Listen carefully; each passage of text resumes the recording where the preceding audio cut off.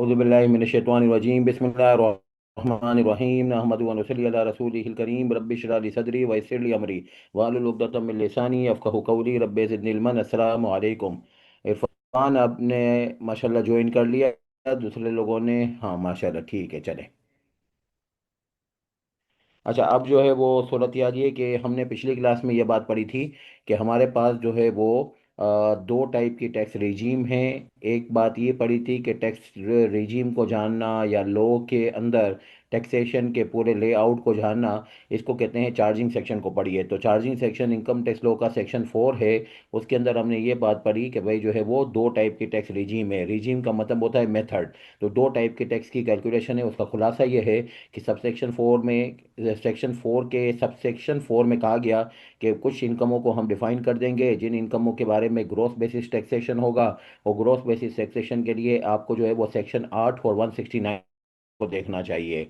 और फिर उन्होंने कहा कि बाकी जो है वो इनकम है, यानी जो सब सेक्शन 1 में है, वो है कि जो नेट नेट बेसिस टैक्सेशन होगी और वो टैक्सेबल इनकम की बेस पे होगी, जिसके ऊपर मैंने बताया था कि ये 5 हेड्स का एग्रीगेट होता है और इसमें net basis taxation in expenses minus करने के बाद जो है वो टैक्सेशन होता है। अच्छा, अब आज मैं आपको थोड़ा सा एफटीआर का खुलासा या एनटीआर के साथ कंपैरिजन बताता हूँ। ये बहुत डिटेल में तो इंशाल्लाह हमारी आखिरी की 3 क्लासें होंगी, सिलेबस जब एंड अप हो रहा होता है तो उस वक्त हम डिटेल में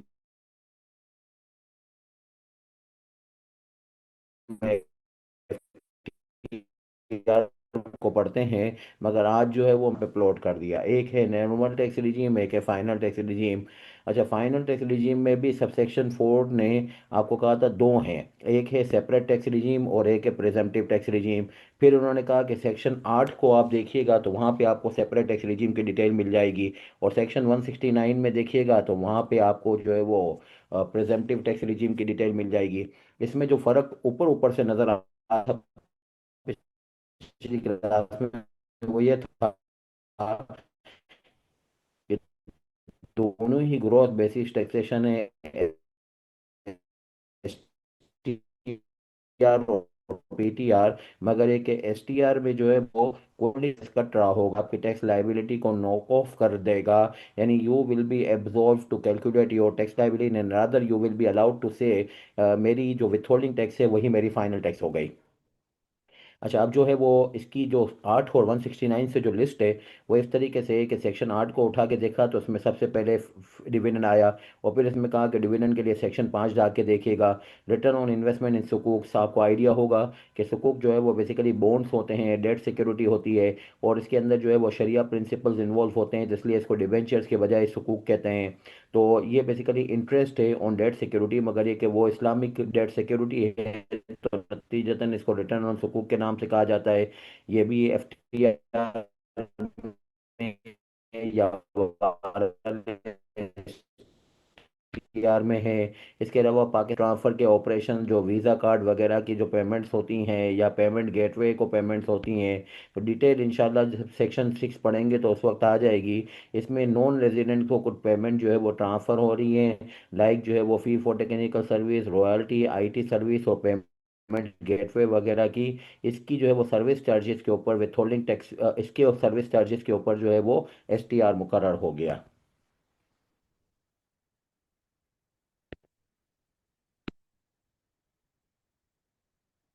अच्छा, फिर इसके बाद जो है वो सेक्शन 6A है।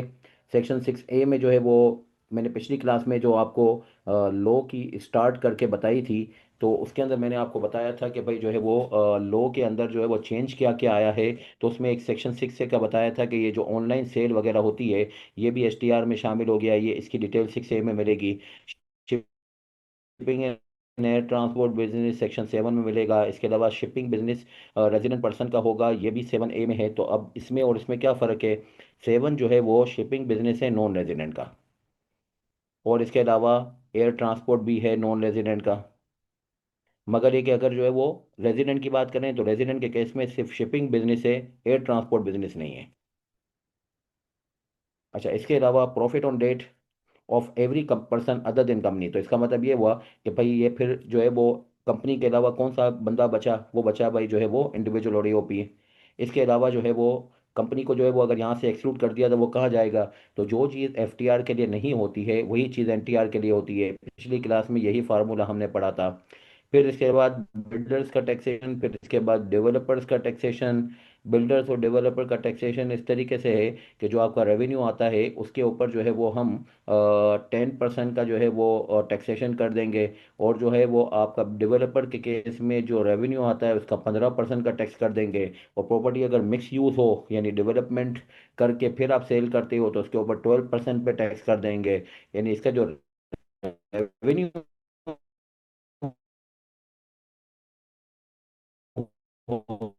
होगा बेसिकली उसका जो है वो 10, 12 और 15% जो है वो आपकी इनकम मान ली जाए। 15% जो है वो आपका रेवेन्यू का जो है वो आपकी इनकम माना जाएगा और फिर इसके ऊपर टैक्स हो जाएगा। यानी अगेन जो है वो ये एसटीआर की टैक्सेशन है, इसमें कोई आपका ग्रॉस प्रॉफिट नेट प्रॉफिट निकाला ही नहीं जा रहा, बस आपके रेवेन्यू का एक परसेंटेज आपकी इनकम मान लिया जाता है और उसके ऊपर टैक्सेशन हो जाता है। अच्छा, इसके अलावा tax on deem income, this is very interesting कि लोगों के पास प्रॉपर्टियाँ खाली पड़ी होती हैं तो उस खाली प्रॉपर्टियों के ऊपर उसकी फेयर मार्केट वैल्यू निकालिएगा। फेयर मार्केट वैल्यू के ऊपर जो है वो 5% लगा दीजिएगा। अच्छा, आपको आवाज़ का मसला आ रहा है? सलमान, इरफान, आपके पास भी आवाज़ का मसला आ रहा है? चलें।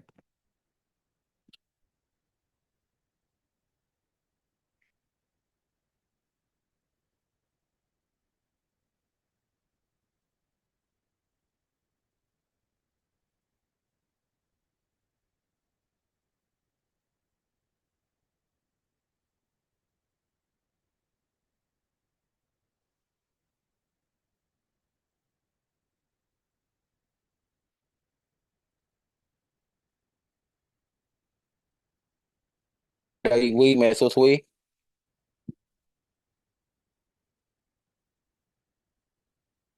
इरफान, सलमान।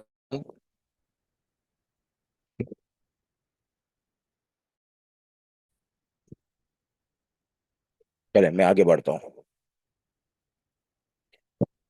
अच्छा, फिर इसके बाद ये कि मैंने डीम रेंटल इनकम की बात बताई। If your property will be idle then we will be taxing you because of the reason हम चाहते हैं कि प्रॉपर्टी को या तो इस्तेमाल किया जाए या बेच दिया जाए।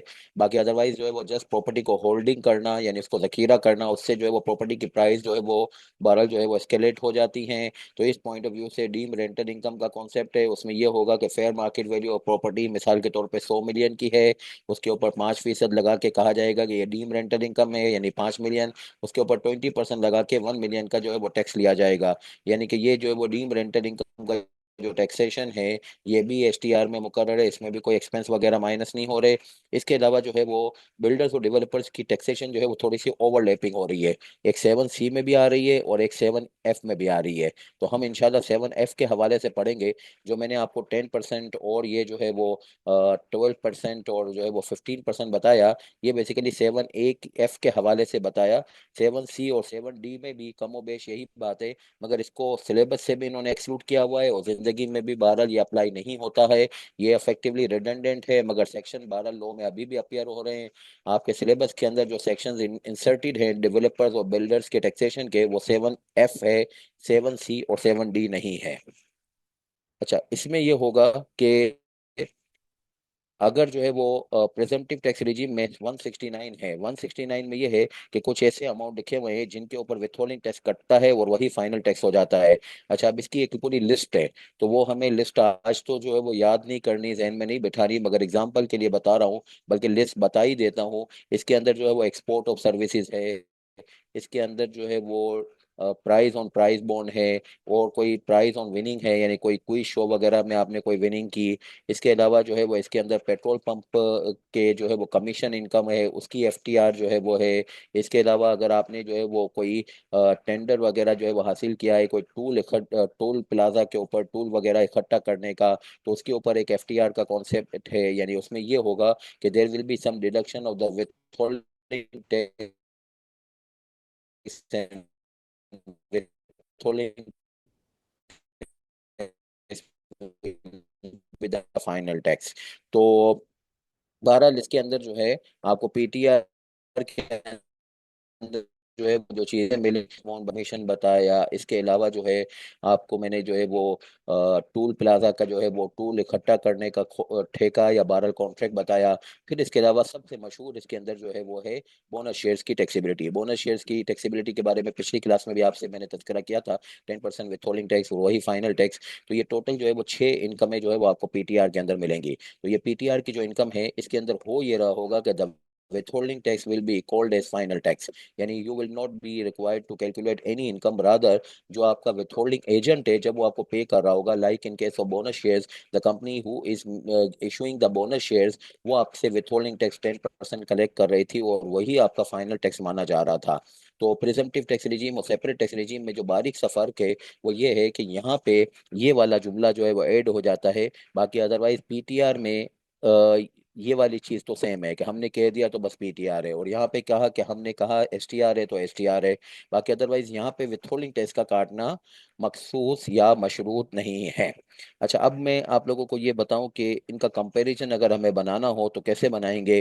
तो इस कंपैरिजन के ऊपर जाने से पहले एक बात को समझ लीजिए कि पिछली क्लास में सेक्शन 4 सब सेक्शन 4 ने यही बताया था कि पीटीआर और एसटीआर को हमने ऑर्डिनेंस में फिक्स कर दिया है, प्रोवाइड कर दिया है।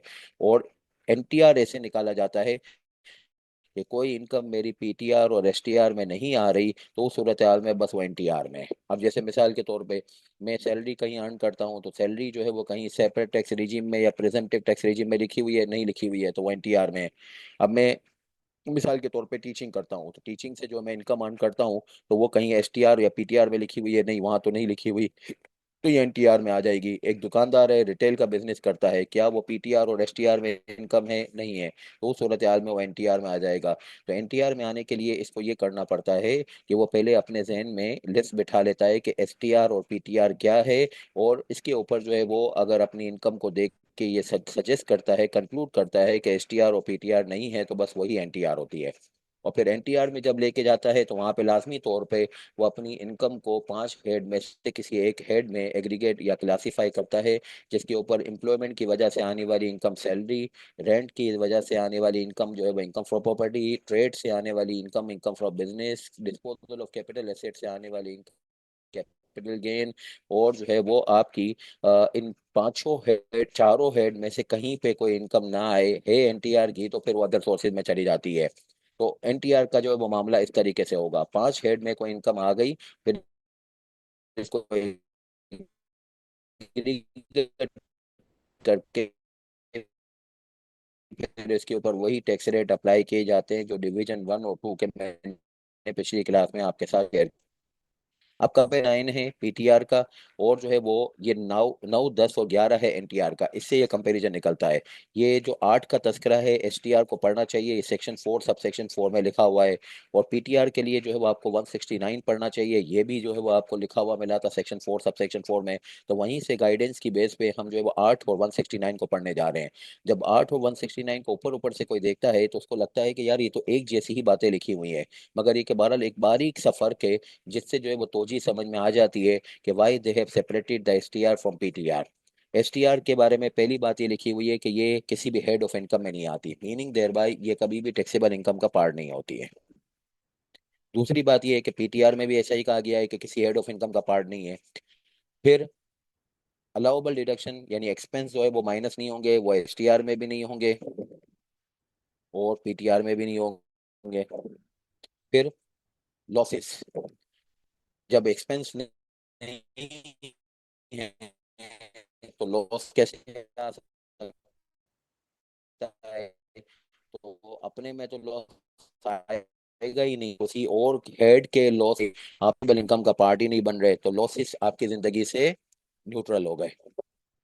मजीद deductible allowance, income can not be reduce by deductible allowance, ये इंशाल्लाह जो है वो आप लोगों को अनकरीब जो है वो मैं फ्यूचर में पढ़ाने वाला हूँ 1 2 क्लासों में, कि आपकी जो हेड के अंदर एक्सपेंस माइनस होते हैं उसको कहते हैं अलाउबल डिडक्शन, और जो एक्से एक्सपेंसेस होते हैं जो 5 हेड्स के गेट करने के बाद माइनस होते हैं उसको कहते हैं डिडक्टिबल अलाउंस। डिडक्टिबल अलाउंस जो है वो तादाद में 4 हैं, ज़कात है, WWF है, WPPF है और एजुकेशन एक्सपेंस है। इनका कोई भी सरोकार नहीं है जब इनकम जो है वो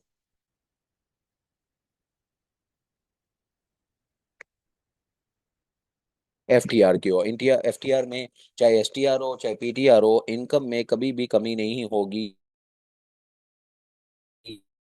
कि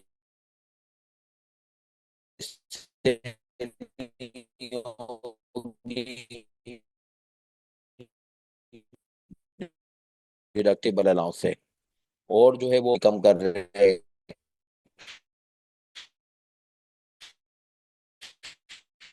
FTR के income जो है वो बेसिकली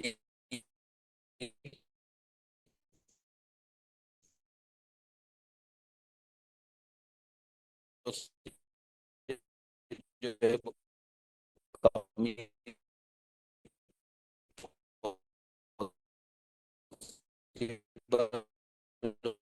होती है एक हेड के अंदर का, ऑब्वियस इसके लंग में जिसको जो है वो डिसअलाउंस कहते हैं, ये तीनों की तीनों जो है वो डिसअलाउ हो जाएंगी।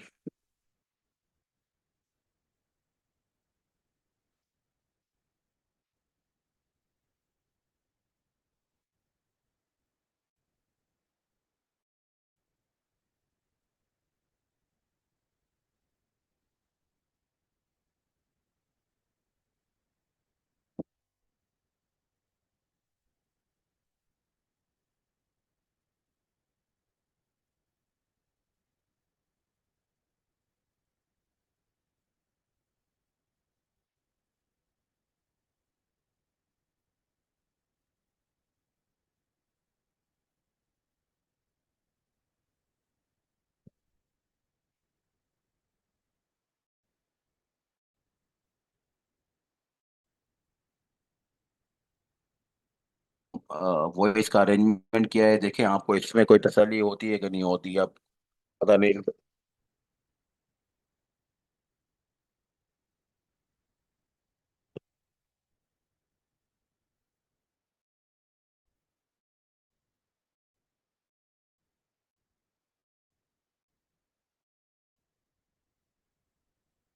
वो इतलाक सिर्फ और सिर्फ होगा बाया है। इसके अलावा टैक्स क्रेडिट वो चीज़ होती है जिससे टैक्स लायबिलिटी वो बहरहाल कम हो जाती है। यहाँ पे टैक्स क्रेडिट STR में नहीं अलाउ होगा, मना कर दिया। और यहाँ पे जो है वो यही बोला है कि भाई जो है वो जैसे PTR की खास बात है, देखो ये इसका फर्क है। यहाँ पे कहा है टैक्स पेएबल STR में, क्यों कहा है, क्योंकि इसमें जो है वो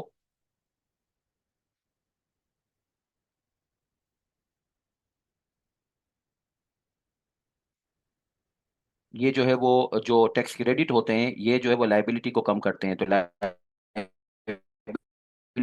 कम नहीं होगी जब बात होगी STR की। और अब सूरत हाल ये हो, PTR हो, तो PTR के केस में तो आप लाइबिलिटी निकालते ही नहीं है वहां पे, जिसको फाइनल टैक्स कह रहे हैं उसमें भी लाइबिलिटी जो है वो यानी कि विथहोल्डिंग टैक्स की अमाउंट जो है वो कोई क्रेडिट से कम नहीं होगी। किसी ने सवाल पूछा था पिछली क्लास में, वो मैंने आपको जवाब तो दे दिया था, मगर यहीं से जवाब दिया था 169 से, कि अगर आपका जो है वो विथहोल्डिंग टैक्स उससे ज्यादा हो गया जो कि आपकी फाइनल टैक्स लाइबिलिटी के लिए मुकर्रर था, तो उस सूरत हाल में जो एक्सेस वाला विथहोल्डिंग टैक्स होता है रिफंड के तक हो जाता है। इसकी एग्जाम रेमिटेंस आई, बैंक ने डिडक्ट करना था 1%, उसने गलती से 2% डिडक्ट कर लिया। तो जो एक्सेस जो है वो डिडक्ट कर लिया वो आप रिफंड के तौर पे क्लेम करें, इसमें कोई ये नहीं कहेगा कि विथहोल्डिंग टैक्स जो है वो फाइनल टैक्स हो जाएगा। 1% पे फाइनल टैक्स होता है, 2% का जो यानी 1% का जो इजाफी अमाउंट है उसको आप जो है वो रिफंड के तौर पे जो है वो क्लेम कीजिएगा। मजीद ये बात कि एक्सपोर्ट ऑफ सर्विस में IT सर्विस के ऊपर IT सर्विस के ऊपर जो है वो ये था कि विथहोल्डिंग टैक्स जो है,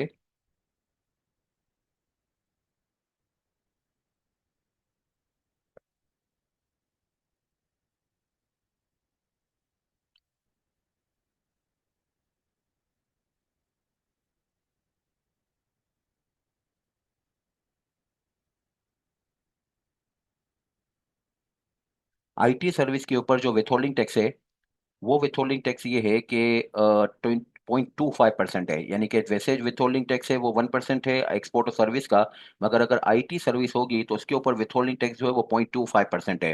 अब ये जो 0.25% है, ये बैंक को जाके बताना पड़ता है कि भाई ये सर्विस हमारी जो एक्सपोर्ट हुई है वो आईटी सर्विस है। तो जब आईटी सर्विस की एक्सपोर्ट के ऊपर 0.25% है, बैंक को आपने बताया नहीं, तो बाहर से अमाउंट आई, उसके ऊपर बैंक ने ठग से 1% डिडक्ट कर लिया।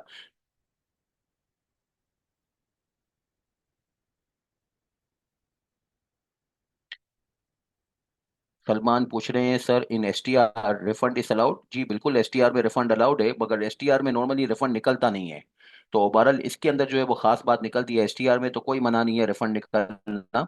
यहाँ पे जो है वो चूंकि ये जुमला सादिक होता है पीटीआर में कि withholding tax is a final tax, तो वहां पे लोगों ने नुक्ता निकाला कि यार विथहोल्डिंग टैक्स अगर ज्यादा कट गया तो क्या होगा। तो उसके ऊपर फिर उन्होंने कह दिया कि रिफंड जो है वो बहरहाल क्लेम कर लीजिएगा। Withholding tax is a final tax is to the extent जो विथहोल्डिंग टैक्स कटना चाहिए था। बाकी अदरवाइज एसटीआर हो या कोई भी हो, तो उसके ऊपर सेक्शन नंबर जो है वो 170 मौजूद है कि जो स्टेच्यूटरी लाइबिलिटी होती है उससे ज्यादा किसी दर्जे में कोई भी वजूहत होती है, जब इंशाल्लाह सिलेबस एंड अप कर रहे होंगे तो you will B confronting with various situation कि भाई यहाँ पे भी ज्यादा पेमेंट हो गई, वो भी हो गई। तो उसके ऊपर फिर रिफंड के लिए आखिरी में जो है वो दो सेक्शन है, 170 और 171, जिसमें यह है कि भाई रिफंड कैसे क्लेम करना चाहिए, रिफंड टाइम पे ना मिले तो फिर इसके ऊपर क्या करना चाहिए, 171 है।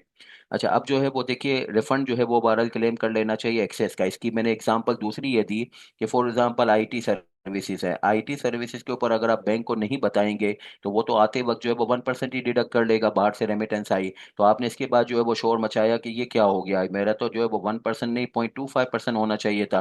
तो अब बैंक से लड़ाई झगड़े करने का कोई फायदा नहीं है। इसके लिए जो रिफंड के तरीकाकार है, यानी सेक्शन 170 और 171, उसके तहत रिफंड क्लेम कर लीजिएगा। गवर्नमेंट को समझा दीजिएगा कि मेरा विथहोल्डिंग टैक्स 0.25% होना चाहिए, बट किसी वजह से एक्सेस डिडक्ट हो गया है, तो इसको जो है वो मैं रिफंड क्लेम करना चाहता हूँ। तो this is very important point for examination as well as for practical life, कि पीटीआर के अंदर withholding tax is a final tax को थोड़े अच्छे तरीके से जो है वो जुमले को लिखने की हमें एक जरूरत है। Withholding tax is a final tax is to the extent final tax होता है जो कि स्टेट्यूटरी एप्लीकेबिलिटी है, alongside of statutory liability if there will be some extra amount, जो कि मैंने कहा कि एग्जांपल आज दी दो कि उसके ऊपर आपने आईटी सर्विस का बताया नहीं या बैंक ने बहरहाल जो है वो एक्स्ट्रा डिडक्ट कर लिया, तो उसके ऊपर फिर रिफंड की सूरत हाल बन जाती है। अच्छा, अगली बात कि आपकी जो है वो payment of refund, payment of taxes, आपको एसटीआर में भी रिटर्न तो फाइल करना पड़ेगा, क्योंकि यहाँ पे तो लाइबिलिटी आप कैलकुलेट कर ही रहे हो। टैक्स रेट आप अप्लाई कीजिएगा, किसके ऊपर अप्लाई कीजिएगा, आपकी इनकम के ऊपर, जो मैंने कहा ग्रॉस इनकम होगी। कोई विथहोल्डिंग टैक्स कटा है तो वो माइनस कर अगा है। अब जैसे मैं आपको बताऊं, जब इंशाल्लाह आगे करेंगे, अभी भी विथहोल्डिंग की कुछ मैं बात पता नहीं है। Shipping and air transport business के ऊपर कोई होल्डिंग टैक्स नहीं है, तो उसके ऊपर आपने खुद लाइबिलिटी जाके पे कर देनी है। शिपिंग एंड ट्रांसपोर्ट बिजनेस में क्या होता है, फेयर एंड फ्रेट होता है। तो शिपिंग बिजनेस के अंदर जो है वो आपको फ्रेट और फेयर का जो है वो 8% टैक्स देना होता है, एयर ट्रांसपोर्ट में जो है वो 3% देना होता है, वो बस जाके दे आइएगा। और ये जो है वो बहरहाल कोई लाइबिलिटी में कोई विथहोल्डिंग टैक्स नहीं एडजस्ट होगा। मगर डिविडेंड है उसके ऊपर टैक्स कटता है तो वो एडजस्ट कर लीजिएगा, कहीं डिडक्ट हुआ है तो डिडक्ट कर लीजिएगा, लाइबिलिटी में से नहीं डिडक्ट किया तो पूरा जाके दे आएगा, मगर होगी ग्रॉस बेसिस टैक्सेशन। रहा सवाल जो है वो पीटीआर का, तो पीटीआर में भी रिटर्न फाइल करना पड़ेगा, मगर यहाँ पे जो है वो कोई पेमेंट वगैरह करने की सूरत हाल नहीं होती है, बस ये कहा जाएगा कि tax deducted as a final tax. अच्छा, मजीद ये बात कि अगर पीटीआर के अंदर ये सूरत हाल हो कि जो विथहोल्डिंग टैक्स कलेक्ट हुआ वो आपका डबल हो गया है, नहीं, यानी पहले वाला पॉइंट ये है कि विथहोल्डिंग टैक्स आपका जो है वो बेसिकली ये हुआ कि वो अ, फ- नहीं डिडक्ट हुआ, यानी भूल गए।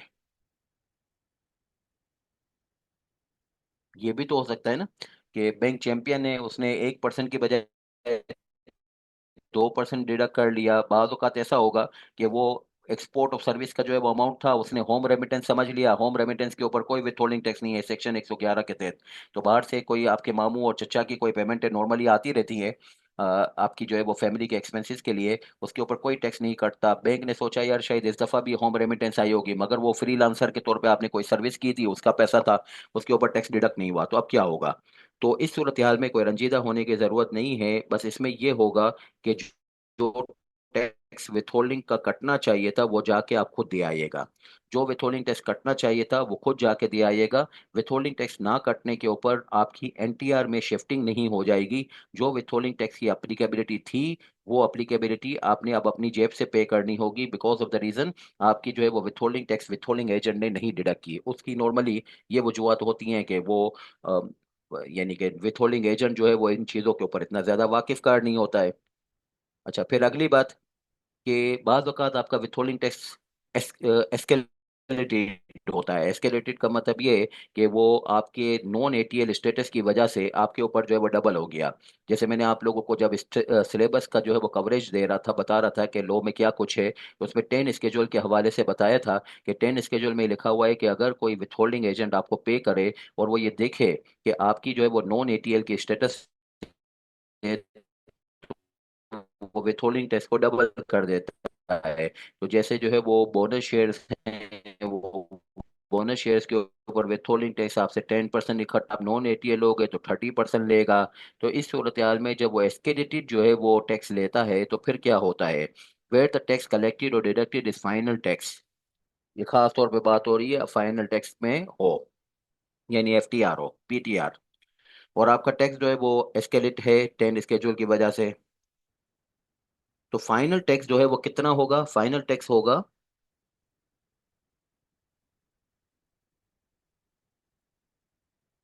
जो ओरिजिनल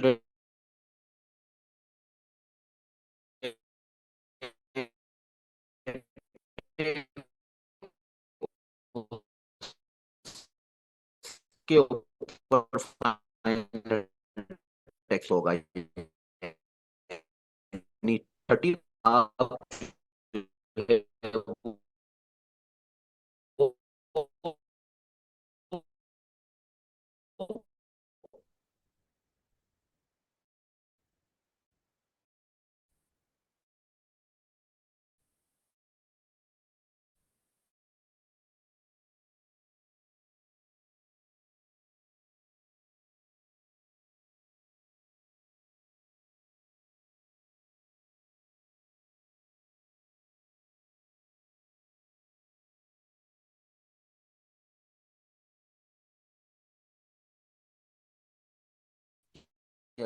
अगर आपके ऊपर जो है वो ये बर्डन पड़ा, यानी विथहोल्डिंग टैक्स डबल हो गए, तो आप इसके रंज में कि मैं जो है वो अब इसको कैसे सही करूं, तो आपको रिटर्न फाइल कर देना चाहिए। मगर रिटर्न जो है ये असेसमेंट की डेट तक, यानी meaning thereby return filing की ड्यू डेट तक रिटर्न फाइल कर देना। यानी अगर टैक्स ईयर 2026 में आपकी डिविडेंड इनकम जो है वो लाख रुपए की है, आपका टैक्स कटना चाहिए था 15% का और वही फाइनल टैक्स हो जाना चाहिए था। मगर ये के बहरहाल जो है वो आपका टैक्स कट गया 30%। क्यों, क्या आप जो है वो नॉन एटीएल हैं, तो आप जो है वो टैक्स ईयर 2026 का रिटर्न फाइल कीजिए और रिटर्न फाइल करने के अंदर 15% का फाइनल टैक्स बुक कीजिए। और जो एक्स्ट्रा फाइनल टैक्स से ओवर एंड अबव जो है वो 15% है, उसको आप जो है वो रिफंड के तौर पे क्लेम कर लीजिए। तो ये जो है वो बहरहाल आपके लिए जो है वो एक कंपनसेटरी पॉइंट ऑफ व्यू है तो करने का, कि आपका जो एक्सेस बर्डन है वो क्लेम हो जाएगा। But it is available for the current year only. अगर आप टैक्स ईयर 2027 में ये कहें कि यार आप फाइलर बन जाता हूँ और टैक्स ईयर 2026 2024 में आया था, नहीं वो नहीं होगा। This is available for the current year only. Current year का मतलब ये कि जिस साल में आपका ये बर्डन एस्केलेट हुआ है उसी साल के अंदर आप तौबा करें तो बहरहाल आपको रिफंड क्लेम हो जाएगा। आप 2027 में आप करना चाहते हैं तो फिर 2027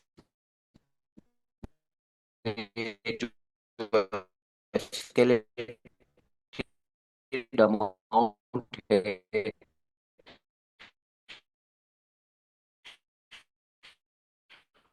उसको आप रिफंड के तौर पे क्लेम कर लीजिएगा। 2026 का क्लेम लगेगा।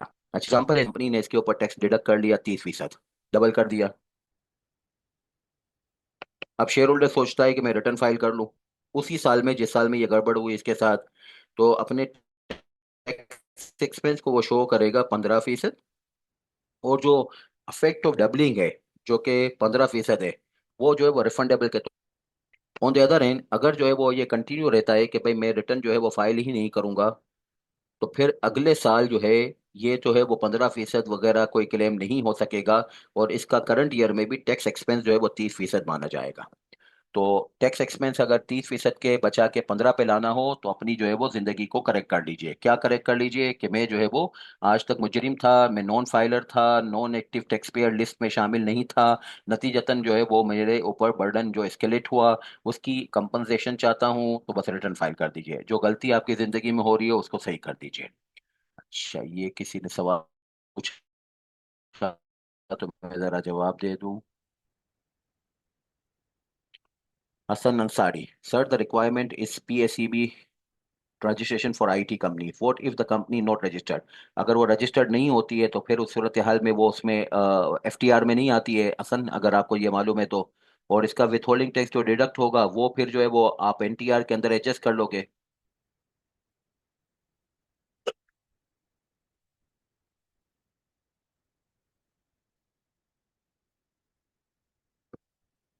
तो ये बेसिकली जो है वो STR के अंदर एडजस्ट होने वाला जो मैटर है, ये रिटर्न के अंदर एडजस्ट होने वाला मैटर है। ये बहरहाल जो है वो उस सूरत हाल में बात हो रही है जब विथहोल्डिंग टैक्स जो है वो आपका डबल हो गया और विथहोल्डिंग टैक्स को फाइनल टैक्स कहा गया था। तो बहरहाल जो है वो जैसे जैसे आगे बढ़ेंगे तो मजीद बात भी हो जाएगी। खैर, ऊपर ऊपर से मैंने जवाब दे दिया हसन अंसारी आपको कि आप जो है वो अगर PSE में रजिस्टर्ड नहीं होते तो PSE में रजिस्टर्ड ना होने के ऊपर तो फिर आपके ऊपर NTR ही डिस्क्ले वो FTR ही डिस्क्लेम हो जाती है।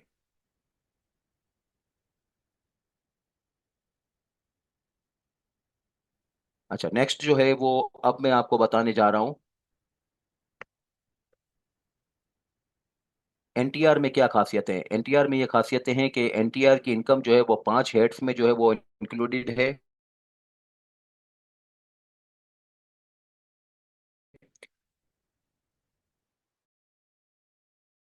5 हेड में सैलरी में क्या होता है, एम्प्लॉयमेंट से आने वाली इनकम, प्रॉपर्टी में क्या होता है, रेंट से आने वाली इनकम, अगर और कहीं भी ऊपर फॉल नहीं कर रही तो वो NTR की इनकम जो है वो 12 कहलाएगी अगर ये 5 हेड में क्लासीफाई होती है। क्यों क्लासीफाई होती है?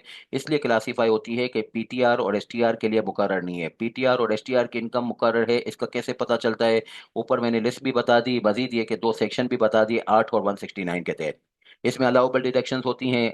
इनकम टैक्स लॉ में एक्सपेंसेस को अलाउबल डिडक्शंस बोलते हैं। अलाउबल डिडक्शंस जो है वो इनकम टैक्स लॉ में क्राइटेरिया है, उसके तहत माइनस कर लीजिएगा। फिर इसके अलावा एक हेड को दूसरे हेड के इनकम को दूसरे हेड के लॉस से ऑफसेट किया जा सकता है, इसका भी क्राइटेरिया मौजूद है। इसको कहते हैं 56 से लेकर 59B तक का क्राइटेरिया। लॉसेस की कैरी फॉरवर्ड, लॉसेस की ऑफसेटिंग, इसका तरीकाकार 56 से 59B में लिखा हुआ है। उधर आप जो है वो इसको ऑफसेट कर लीजिएगा। और जो है वो इसमें जो है वो कैरी फॉरवर्ड के अलावा ब्रॉड फॉरवर्ड का भी ज़ारबत तरीकाकार होगा कि पिछले साल के लॉसेस अगर अवेलेबल हैं तो उसको के अंदर खासियत होती है, carry forward, brought forward, offsetting. फिर मजीद ये कि इनकम में कमी होने की, एक्सपेंस में कमी, एक्सपेंस के तौर पे कमी करना, लॉसेस के तौर पे कमी करना। और तीसरे नंबर पे जो डिडक्टिबल अलाउंस का मामला है वो क्या है? डिडक्टिबल अलाउंस में 4 चीज़ें हैं, ये हमने अपनी मर्जी से नहीं कहा। ये बहरहाल लॉ कह रहा है कि ये सेक्शन 60 है ज़कात का, WWF 60A है, WPPF 60B है, और एजुकेशन एक्सपेंस जो है वो 60D है, 60C कोई है ही नहीं। ठीक है ना? तो ये 4 सेक्शन है जिसमें कहा गया है कि ये डिडक्टिबल अलाउंस है और इनका रोल ये होता है कि ये टोटल इनकम में से माइनस होते हैं। कहाँ पे माइनस होते हैं? टोटल इनकम में से। ये भी एक्सपेंसेस हैं एक तरीके से, मगर एक बहरहाल ये हेड में माइनस नहीं होते, ये टोटल इनकम में माइनस होते हैं। Workers welfare fund, workers profit participation fund, किन के जो है वो ऊपर अप्लीकेबल होता है? ये बहरहाल जो है वो लेबर लॉ का टॉपिक है। मगर एक हमारे पास एग्जाम में फिगर दी हुई होगी किसी की टैक्स लाइबिलिटी कंप्यूट करने से मुतालिक, तो अगर वो NTR का बंदा हुआ तो हम इसको WWF को और WPPF को उसकी टोटल इनकम में से माइनस कर देंगे। एजुकेशन एक्सपेंस जो है वो बच्चों का, ये भी बारह क्राइटेरिया है, इसकी बेस पे ये भी माइनस हो जाएगा। इन चीज़ों को टोटल इनकम में से माइनस करने के बाद जो इनकम बचती है उसको कहते हैं basically taxable income. What is the difference between total income and taxable income? Total income is one such income जिसमें डिडक्टिबल अलाउंस माइनस होने हैं। डिडक्टिबल अलाउंस माइनस होने के बाद इसका नाम हो जाता है टैक्सेबल इनकम। अच्छा, टैक्स क्रेडिट, जैसे मैंने एफटीआर में तो मना कर दिया, टैक्स क्रेडिट कोई नहीं है, तो बहरहाल यहाँ पे टैक्स क्रेडिट का पूरा निज़ाम है, जिसके ऊपर सेक्शन 4 सब सेक्शन 3 में आपने पिछली क्लास में लिस्ट भी पढ़ी थी कि भाई जो है वो पहले ऑर्डर पे क्रेडिट माइनस होता है फॉरेन टैक्स क्रेडिट ऑफ 103, दूसरे ऑर्डर पे माइनस होता है 61 से 65G, तीसरे ऑर्डर पे एडजस्टेबल विथहोल्डिंग टैक्स और क्वार्टरली एडवांस टैक्स माइनस होते हैं। फिर रिटर्न फाइल होता है, ये तो हर में एक में फाइल होता है, बस अंदाजे बयान अलग अलग होता है। यहाँ पे पीटीआर में ये था कि रिटर्न में ये कह दिया कि भाई withholding tax is a final tax, यहाँ पे ये था कि ग्रोस बेसिस टैक्सेशन करके फिर विथहोल्डिंग टैक्स को एडजस्ट करके फिर कोई पेएबल निकला तो पे किया। यहाँ पे नॉर्मली पेएबल निकलता ही है, उसमें एनटीआर में टैक्सेबल इनकम के ऊपर टैक्स रेट लगाते हैं, ऐसे ही जैसे पिछली क्लास में हमने इलस्ट्रेशन किए थे। तो ये जो है वो अगर मैं इसको और मजीद समअप करूं तो इस तरीके से समरी निकली कि एफटीआर की इनकम कभी भी किसी हेड में क्लासीफाई नहीं होती है, और एनटीआर की इनकम हमेशा 5 में से किसी एक हेड में क्लासीफाई हो गई। इनकम में जो 3 चीज़ों से कमी पॉसिबल होती है, एक्सपेंसेस से, डिडक्टिबल अलाउंस से और जो है वो लॉसेस से, ये तीनों मना हो गए एफटीआर के लिए। मगर ये कि जो है वो ये तीनों की इजाज़त है लॉ में, जिस जो भी तरीकाकार लिखा हुआ है उसके तहत एनटीआर में अलाउबल डिडक्शन, लॉसेस और डिडक्टिबल अलाउंस। क्रेडिट जो है वो एफटीआर में नहीं होता, एनटीआर में क्रेडिट होता है। क्रेडिट ऐसी चीज जो लाइबिलिटी को कम करे। चौथे नंबर पे ये कि भाई जो है वो आपकी रिटर्न फाइल होगी, ये सब में कॉमन है। तो अगर जो है वो पॉइंट ऑफ डिस्टिंक्शन निकालना हो तो इस तरीके से निकाल लो कि क्लासिफिकेशन, नेटिंग करना, क्रेडिट क्लेम करना और जो है वो रिपोर्टिंग थ्रू द रिटर्न। तो इन चारों पॉइंट के थ्रू ये सारा जो है वो डॉक्यूमेंट जो है वो समराइज हो जाता है। अच्छा, फिर मजीद ये कि 2019 से हमारे मुल्क में एक और कॉन्सेप्ट इंट्रोड्यूस किया गया जिसको कहते हैं minimum tax regime. Minimum tax regime ऐसी होती है कि जिसमें जो विथहोल्डिंग टैक्स जो है वो डिडक्ट हुआ है उसको ये कहा जाता है कि ये विथहोल्डिंग टैक्स है, मिनिमम है। यानी कि आपको एनटीआर की बेस पे लाइबिलिटी निकालनी होगी, और एनटीआर की बेस पे लाइबिलिटी निकाल के इसको जरा कंपेयर कीजिएगा विथहोल्डिंग टैक्स से।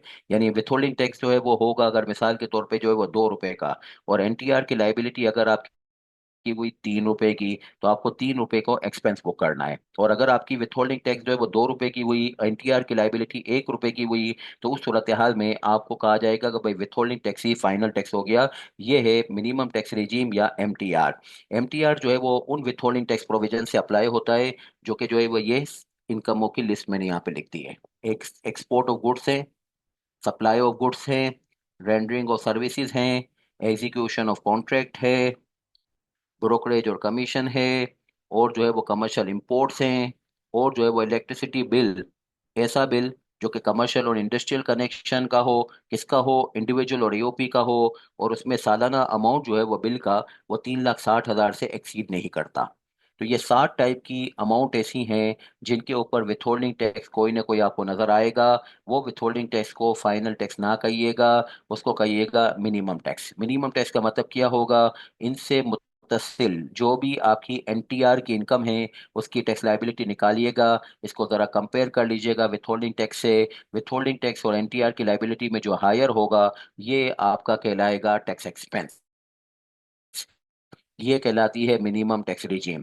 Meaning thereby there will be a requirement to compute the tax liability under NTR, and the same shall be compared with the withholding tax collected or deducted. Higher of aforesaid two figures जो है वो आपकी tax liability बन जाएगी। इसकी अगर जो है वो मैं समराइज वर्जन बताऊं तो ये बनता है कि लाइबिलिटी अंडर एनटीआर जो है वो greater than the withholding tax है, तो उस सूरत हाल में liability in excess of withholding tax वो आपको पे करनी पड़ेगी।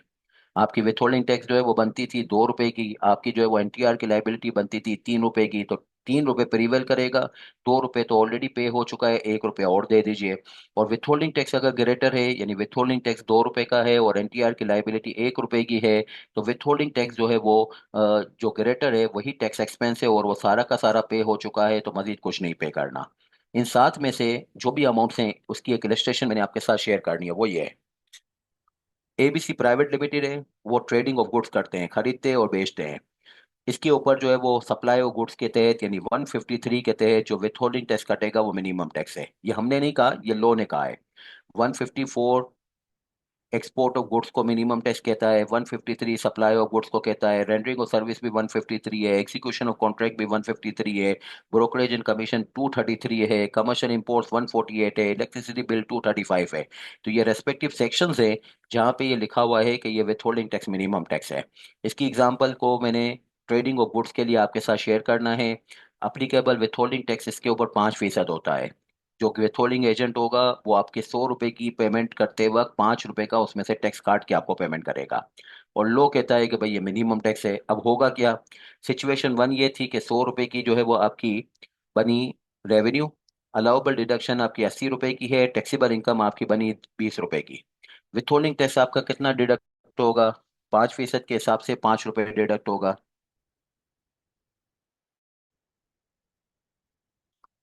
टैक्स ऑन टैक्सेबल इनकम कितनी आई? टैक्सेबल इनकम जो है वो 20 रुपए की है। कंपनी का कॉर्पोरेट टैक्स रेट 29% होता है, तो ये 5 रुपये 80 पैसे हो गया। अच्छा, टैक्स लाइबिलिटी क्या होगी? दोनों में से जो हायर होगा वो हो जाएगी। तो यहाँ पे tax on taxable income higher है तो 5.80 हो जाएगा। तो आपने कितना टैक्स पे करना है? चूंकि 5 रुपये तो ऑलरेडी पे हो चुका है, तो आप जो है वो 5 रुपये 80 पैसे में से 5 रुपये माइनस करके डिफरेंस जो है वो यानी 80 पैसे पे कर दीजिए। पेट्रोलिंग टैक्स कितना डिडक्ट होगा? ये होगा डिडक्ट जो है वो 5 रुपए का। टैक्स ऑन टैक्सेबल इनकम कितना होगा? यहाँ पे टैक्सेबल इनकम है 10 रुपए की, तो इसके ऊपर 2.90 होगा। टैक्स लाइबिलिटी जो है वो कितनी होगी आपकी? यहाँ पे 5 रुपए की होगी, क्योंकि विथहोल्डिंग टैक्स इज हायर फिगर। तो अब जो है वो मुझे कुछ जो है वो पेबल करना है नहीं, withholding tax is the final tax because of the reason this is the higher figure, अब कुछ नहीं पे करना। तो यहाँ पे गवर्नमेंट ने एक साइडलाइन निकाली 2019 में। ये सारे अमाउंट जो है वो 2019 से पहले यानी 2018 तक जो है सारे के सारे एफटीआर में थे। वहाँ पे ये शब्बर ज़ैदी जब जो है वो बने एफबीआर के चेयरमैन, तो इन्होंने रास्ता निकाला कि यार क्यों ना ऐसा करें कि इसको हाइब्रिड बना दें। लोगों को बोले कि विथहोल्डिंग टैक्स अगर ज्यादा फिगर बन रही है तो फिर तो हम इसके ऊपर ओके हैं कि ये फाइनल टैक्स है, मगर अगर एनटीआर की लाइबिलिटी ज्यादा बन रही हो तो उसको फिर प्रिवेल करना चाहिए। तो ये बहरहाल बहुत अच्छा है, इन्होंने फार्मूला इंट्रोड्यूस किया और इसके ऊपर एफबीआर को बहुत फायदा हुआ। खैर बिजनेस कम्युनिटी तो इसके ऊपर बहुत नाराज है, मगर ये दिस इज द सिचुएशन। अच्छा, ऑल सच विथहोल्डिंग टैक्स जो है कि मिनिमम टैक्स के तौर पे अंडर द ऑर्डिनेंस है। ये सारे के सारे जो है वो हमारा एक हैंडआउट है, ट्रांजैक्शन अंडर एमटीआर। वहाँ पे ये सातों साथ जो है वो ट्रांजैक्शन जो है वो मैंने इलस्ट्रेशन के साथ आपको साथ शेयर करनी है इंशाल्लाह।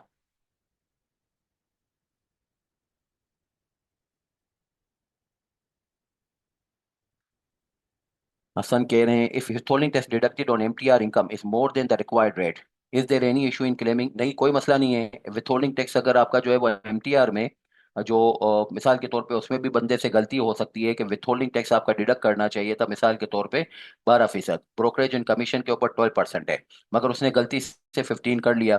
तो आप जो है वो जो एमटीआर की कंपैरिजन करेंगे वो करेंगे बेसिकली जो है वो 12% के हिसाब से। और बाकी जो 3% का आपका ज्यादती यानी ज्यादा वाला टैक्स कट गया है उसको आप रिफंड क्लेम करिएगा। आपको अगर रिफंड से मामले से कोई खास दिलचस्पी है तो सेक्शन 170 और 171 का मुताला आपके लिए बहुत मुफीद रहेगा। उसके अंदर ये कहा है कि कहीं पे भी आपको ये महसूस हो कि आपकी पेमेंट जो है जो गवर्नमेंट के पास गई है वो आपकी जो है वो रिक्वायरमेंट से ज्यादा चली गई है,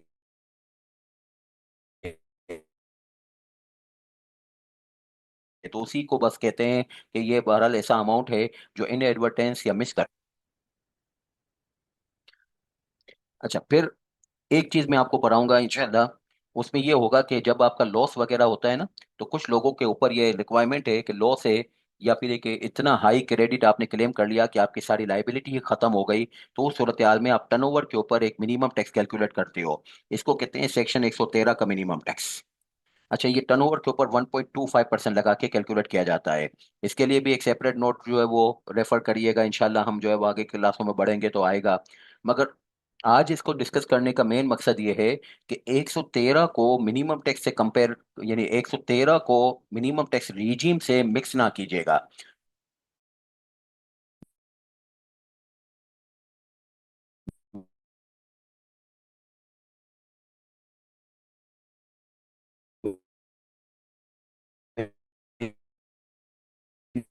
आपसे जो है वो अलग से जो है वो एक लाइबिलिटी टर्नओवर की बेस पे निकलवा रहा है। तो दोनों का कॉन्सेप्ट बिल्कुल ऑल टुगेदर डिफरेंट है। मिनिमम टेस्ट के ऊपर जो है वो स्टूडेंट जो है वो चौंक जाते हैं और वो एक पर्टिकुलर साइट पे लिखना शुरू कर देते हैं। तो आपको क्वेश्चन के अंदर देखना चाहिए कि whether they are talking about the minimum tax और minimum tax regime। Minimum tax regime to mean कि they are talking about the 7 type of income जिसके ऊपर विथहोल्डिंग टैक्स मिनिमम टैक्स होता है। और मिनिमम टैक्स regime को छोड़ के अगर वो मिनिमम टैक्स कहें तो इसका मतलब ये होता है कि they are talking about the section which is aimed to secure the revenue of the government in case taxable income यानी tax on taxable income is not giving a meaningful tax figure to the government. अच्छा, अब मजीद मैं आपको बताऊं, मतलब this is very comprehensive document over section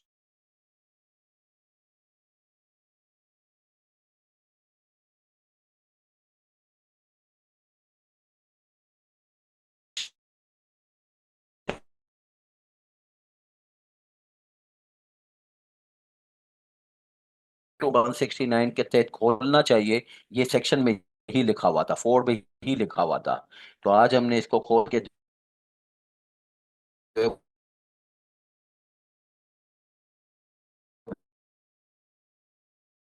वो पूरा देख लिया। बहरहाल जैसे होंगे तो बहरहाल जो है वो हमें अप्लाई करने में बहुत आसानी होगी और आपको मेरी बात सुनने में थोड़ा सा जो है वो तसल्ली बख्श मवाद भी मिलेगा। बाकी अदरवाइज जो है वो बहुत सारी चीज़ें आपको नई नई लगनी शुरू हो जाएंगी अगर आगे की क्लासों में मैं डायरेक्टली बात कर रहा हूँ कि MTR है और PTR है और FTR है और NTR है। तो ये चीज़ों से शनासाई ज़रूरी थी। अच्छा, अब मैं आपको एक और चीज़ बताऊं। अभी आप लोगों ने जितनी बात पढ़ी है, अगर आप उसको जो है वो समअप खुद से करना चाहें, मैं आपको खुद ही करके बता देता हूँ।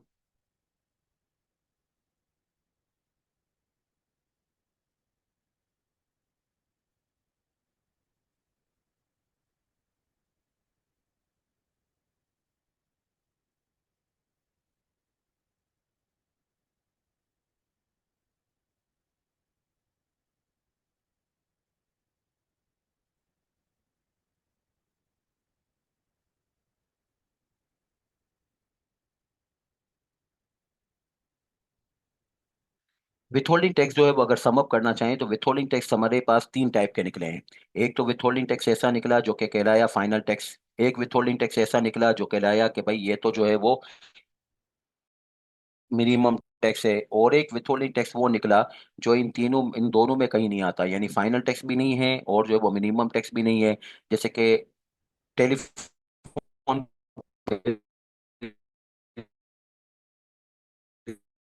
के ऊपर विथहोल्डिंग टैक्स, आप वो विथहोल्डिंग टैक्स ना मिनिमम टैक्स है, वो विथहोल्डिंग टैक्स ना जो है वो फाइनल टैक्स है। तो फिर वो क्या चीज़ है? उसको कहते हैं विथहोल्डिंग टैक्स एडजस्टेबल। और इसका तस्करा आपको पिछली क्लास में मिला था। आज की रिवीजन जो कराई उसमें है, उसको कहते हैं थर्ड ऑर्डर का क्रेडिट। यानी आपकी कोई भी लाइबिलिटी हो तो इसके सामने ये तैयार होता है, मुस्तैद होता है कि मैं इसके लाइबिलिटी से ऑफसेट होने को तैयार हूँ। इसको कहते हैं थर्ड ऑर्डर का क्रेडिट। तो 3 टाइप के विथहोल्डिंग टैक्स है, फाइनल टैक्स, मिनिमम टैक्स। और हमारी पढ़ाई ऐसे होगी कि फाइनल टैक्स और मिनिमम टैक्स को हम पूरी तरीके से याद कर लेंगे। ये हुक्म है इसलिए बार बार कह रहा हूँ कि याद करना पड़ेगा। कोई हमारी लॉजिक नहीं है कि ये क्यों फाइनल है, कोई ये हमारी लॉजिक नहीं है कि क्यों मिनिमम है। हमने लॉ के हुक्म को यानी रूल ऑफ लॉ को मान लिया। आफ्टर दैट जो भी हमारे पास जिंदगी में विथहोल्डिंग टैक्स आएगा, हम उसको कहेंगे कि वो हमारा एडजस्टेबल विथहोल्डिंग टैक्स है। हम कोई क्रेडिट कार्ड के थ्रू, कोई वीजा कार्ड के थ्रू जो है वो इंटरनेशनल होटल में कोई बुकिंग करवाते हैं, बुकिंग की पेमेंट करते हैं, उसके ऊपर भी विथहोल्डिंग टैक्स है। कोई हम बैंकेट ऑपरेशन करते हैं किसी हॉल वगैरह में, वलीमा हो, कोई शादी हो, कोई दावत हो, उसके ऊपर भी विथहोल्डिंग टैक्स जो है वो बैंकेट हॉल वाला हमसे लेता है। हमने किसी को रेंट पे दिया है कोई जगह, रेंट के ऊपर वो विथहोल्डिंग टैक्स हमें डिडक्ट करके देता है। हमने जो है वो किसी को जो है वो किसी जगह पे जॉब की है, उसने हमारा विथहोल्डिंग टैक्स जो है वो सैलरी में से डिडक्ट किया है। तो कोई भी विथहोल्डिंग टैक्स जो FTR में भी ना हो, जो MTR में भी ना हो, तो बस वो कहलाता है एडजस्टेबल विथहोल्डिंग टैक्स। और वो एडजस्टेबल विथहोल्डिंग टैक्स जो है वो ये होता है कि वो थर्ड ऑर्डर क्रेडिट के तौर पे NTR की लाइबिलिटी में एडजस्ट हो जाता है। और लॉ ने इसको कहा है ये 168 का विथहोल्डिंग है। और ये 168 का विथहोल्डिंग जो है ये लाइफ टाइम वो कैरी फॉरवर्ड भी हो सकता है। लाइफ टाइम कैरी फॉरवर्ड का मतलब ये कि पूरी जिंदगी में कभी भी अनयूटिलाइज अमाउंट को यूटिलाइज कर लीजिएगा। और मजीद ये कि आपको सब्र नहीं हो रहा कि मैं कैसे इसको यूटिलाइज करूंगा, तो आप इसका रिफंड भी फाइल कर सकते हैं सेक्शन 170 में। आइए, withholding taxes is a statutory mechanism for collection and deduction of income tax at source under the, इसमें withholding tax कलेक्ट किया जाता है, और बाज़ औक़ात इसको कहा जाता है कि एडवांस टैक्स के नाम से ये इकट्ठा किया जा रहा है, और ये ट्रांजैक्शन के ऊपर इकट्ठा कर लिया जाता है, हालांकि अभी आपकी कोई इनकम वगैरह भी नहीं निकली है, तो इसीलिए कहते हैं एट सोर्स है ये।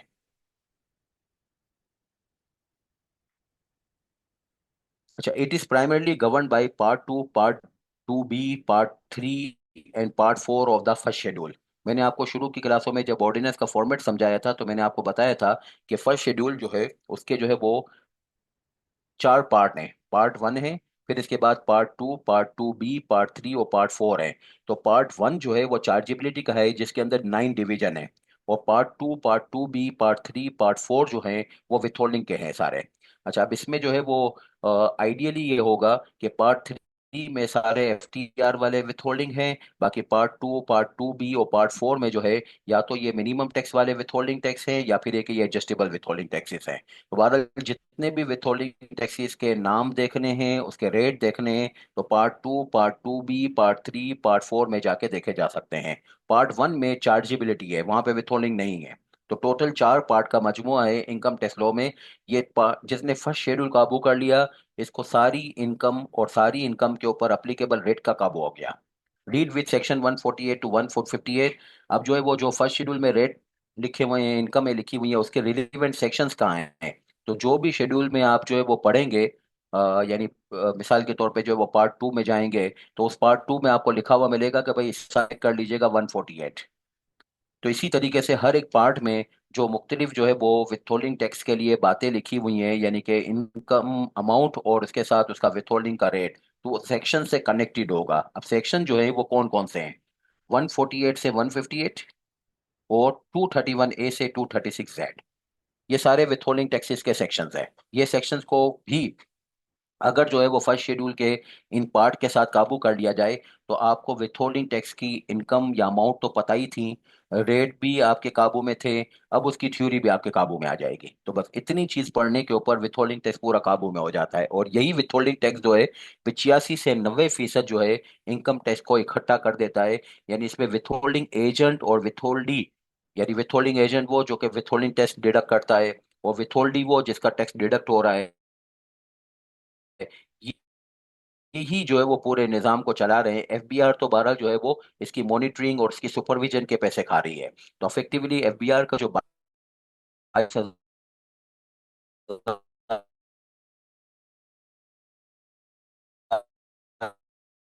का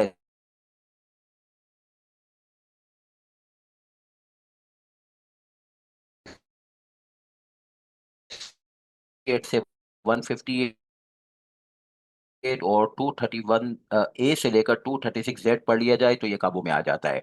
अंडर द ऑर्डिनेंस ये जब विथहोल्डिंग टैक्स पूरे पढ़ते हैं, तो हमारे पास इसके 3 तरीके के नाम मिलते हैं, यानी विथहोल्डिंग टैक्स के सेक्शन में लिखा होता है। जैसे मिसाल के तौर पे आपको बोनस शेयर्स का मैंने विथहोल्डिंग 236Z, उसके अंदर लिखा हुआ था कि withholding tax is a final tax. Withholding tax deduction by the withholding agent will render the final discharge of tax liability. किसकी? विथहोल्डिंग की। विथहोल्डी वो बंदा होता है जिसका टैक्स कटा है, यानी जो बेसिकली जो है वो इनकम अर्नर है, यानी जो कि टैक्स पेयर है। और विथहोल्डिंग एजेंट वो होता है जिसको टैक्स काटना होता है, जो टैक्स काट के गवर्नमेंट को जमा कराता है in respect of the amount subject to withholding tax. Such income जो है वो NTR से एक्सक्लूडेड है। ये सब सेक्शन 5 में आपने सेक्शन 4 के सब सेक्शन 5 में आपने पढ़ा था कि जो फाइनल टैक्स के नाम से विथहोल्डिंग टैक्स होता है, वो जिस अमाउंट के ऊपर होता है वो कभी NTR का पार्ट नहीं बनती है, और इसकी कोई फर्दर हमें कंप्यूटेशन भी नहीं करनी पड़ती। अच्छा, इस केस में अभी एग्जांपल मैं दूं, तो ये एग्जांपल मैंने 154A की दी है। आपकी इनवर्ड रेमिटेंस हुई है सर्विसेज रेंडरिंग की, और इसके ऊपर 1% का टैक्स कटता है, और ये सेक्शन में लिखा हुआ है कि 1% का टैक्स जो है वो फाइनल डिस्चार्ज हो गया, या आपकी या मेरी मर्जी नहीं है, हुक्म है। तो इस टाइप के विथहोल्डिंग टैक्सेस को कहते हैं फाइनल टैक्स। इसकी मैंने लिस्ट भी अभी आपको बताई थी इन सेक्शन 169। जो मैंने आपको लिस्ट बताई बोनस शेयर्स हैं, प्राइस बॉन्ड है, प्राइस ऑन विनिंग्स हैं। इसके अलावा टूल का जो है वो इकट्ठा करना है, पेट्रोल पंप का जो है वो कमीशन का, पेट्रोल पंप ऑपरेटर का कमीशन इनकम है। तो और जो है वो ये जितने भी जो है वो विथ होल्डिंग टैक्सेस जो कि फाइनल टैक्स के नाम से मशहूर हैं, ये सारे के सारे 169 में लिस्ट डाउन किए हुए, जिसको अभी मैंने आपको बताया भी। अच्छा, एडजस्टेबल विथहोल्डिंग टैक्स हमारी जो है वो पढ़ाई में, एडजस्टेबल विथहोल्डिंग टैक्स ऐसे होंगे कि जो है वो फाइनल टैक्स ना हो। ये एडजस्टेबल विथहोल्डिंग टैक्स कहलाएंगे। अब इसकी एडजस्टेबिलिटी दो तरीकों से होगी, या तो इसको लाइबिलिटी एनटीआर से एडजस्ट कर लीजिएगा, और अभी नीचे आ रहा है कि बाज़ औक़ात इसको मिनिमम टैक्स के भी एडजस्ट किया जा रहा होता है। Withholding tax is not adjustable. It is treated as advance tax, adjustable against the taxpayer final tax liability computed under NTR. Such withholding tax is allowed as a tax credit. इस withholding tax को tax credit बोलते हैं, 4 sub section 3 में, जिसको मैंने कहा था ये थर्ड ऑर्डर का क्रेडिट है।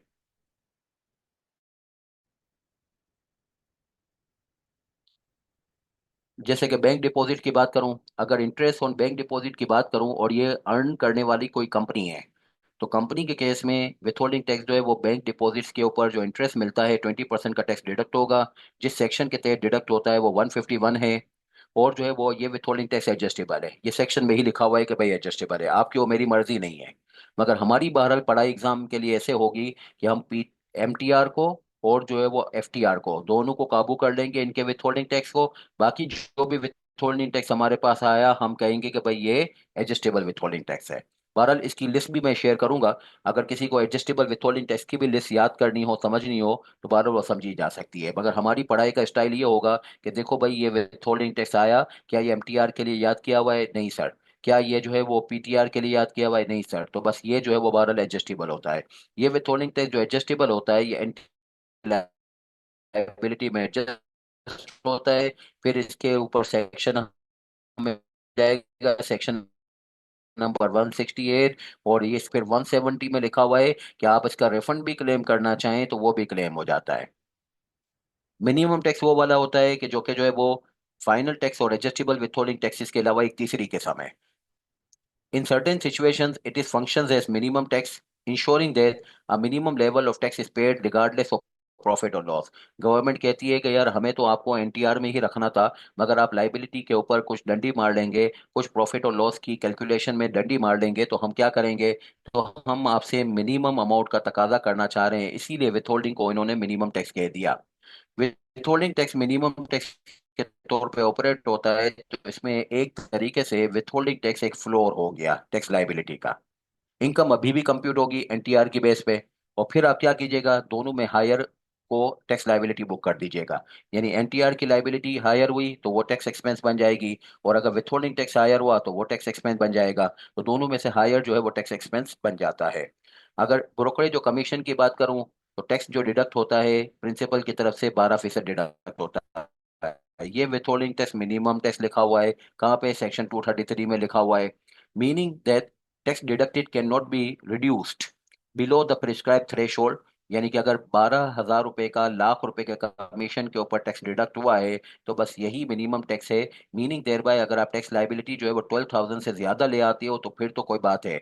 मगर अगर आप टैक्स लाइबिलिटी 12,000 से ज्यादा लेके नहीं आओ, यानी ये कहो कि यार हम तो 6 लाख से इनकम कम है, हम तो लाइबिलिटी कंप्यूट ही नहीं करेंगे, 0% पे खड़े होंगे, तो बस 12,000 ही आपका फाइनल टैक्स हो गया। कॉन्सेप्चुअल ये वो बात टैक्स अंडर ऑर्डिनेंस जो है वो यूनिफॉर्म सा फाइनल होगी, मिनिमम हो, और जो है फाइनल को याद कर लिया जाए। बाकी जो बचते हैं बस वही जो है वो एडजस्टेबल होते हैं। इस treatment as final tax, adjustable tax और minimum tax depends entirely upon step specific. Entirely का मतलब ये है कि इसमें कोई आपकी और मेरी लॉजिक नहीं है, बस ये लॉ ने हमें कहा है कि भाई ये मिनिमम है, ये एडजस्टेबल है, या बहरहाल ये जो है वो फाइनल है। ये हमने जो है वो बहरहाल स्पेसिफिक स्टैट्यूटरी प्रोविजन से ही कंक्लूड करना है। Correct classification is there for essential for accurate tax computation. जब तक आप ये नहीं जान पाएंगे कि मेरे विथहोल्डिंग टैक्स का रोल क्या है, मिनिमम, फाइनल या एडजस्टेबल, आपकी जो है वो रिजल्ट सही निकलेगा ही नहीं, आपकी लाइबिलिटी सही तरीके से कैलकुलेट होगी नहीं, और आपकी आगे की प्लानिंग या बहरहाल कोई भी ऐसा प्लानिंग का स्ट्रक्चर होगा वो भी वर्कआउट नहीं कर सकेंगे। आप कहेंगे यार मेरी प्लानिंग ये है कि मेरी 3 लाख रुपए की इनकम होगी, मेरी लाइबिलिटी कोई कंप्यूट नहीं होगी। तो भाई अगर विथहोल्डिंग टैक्स उसके ऊपर कट रहा है और वो मिनिमम के तौर पे लिखा हुआ है, तो फिर आप कैसे कह सकते हैं कि 3 लाख के ऊपर लाइबिलिटी नहीं होगी, आपका विथहोल्डिंग टैक्स ही आपका टैक्स एक्सपेंस होगा। तो if you will not be able to understand the correct classification, then your planning will also be failed for the purpose of future tax liability. अच्छा, अब ये दो चीजें मैंने बता दी। ये मैंने आज आपको जो विथहोल्डिंग टैक्स का सेक्शन का पूरा पढ़ाया, ये बेसिकली है मेरी पढ़ाई विथ रेफरेंस टू कि हमने थर्ड ऑर्डर क्रेडिट के बारे में पिछली क्लास में बात की थी। तो वो विथहोल्डिंग टैक्स थर्ड ऑर्डर क्रेडिट के ऊपर पहुंचने के लिए विथहोल्डिंग की पूरी पढ़ाई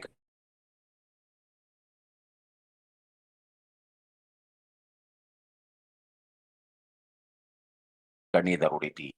मजीद ये कि अभी मैंने जो एफटीआर पढ़ाया उसमें विथ फाइन हमने दो टाइप की रीजिम पढ़ी थी, एफ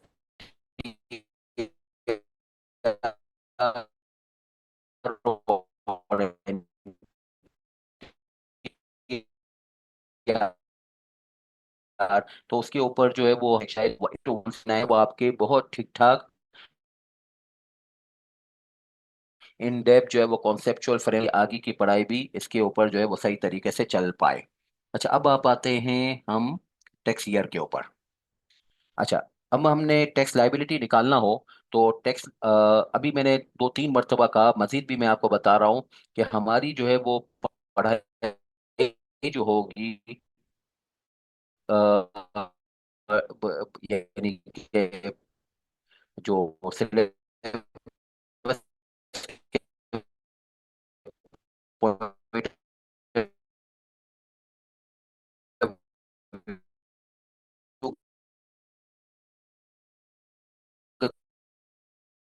कुछ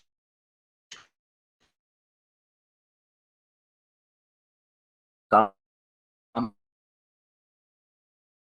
नहीं करना होता है उसमें। तो प्राइमरी हमारी जो है वो मेन कंजम्पशन जो है वो एनटीआर के ऊपर होती है। वो जिंदगी में 12 लोगों की मेन जो है वो लड़ाई जो है एनटीआर की पढ़ाई के लिए सबसे पहला सेक्शन जो मैंने आपके साथ तजवीज किया था वो क्या था, सेक्शन 4, जिसके ऊपर आप लोगों ने चार्जिंग सेक्शन पूरा पढ़ लिया। उसके ऊपर ही हमें ये कहा गया कि जब भी किसी की लाइबिलिटी निकालनी हो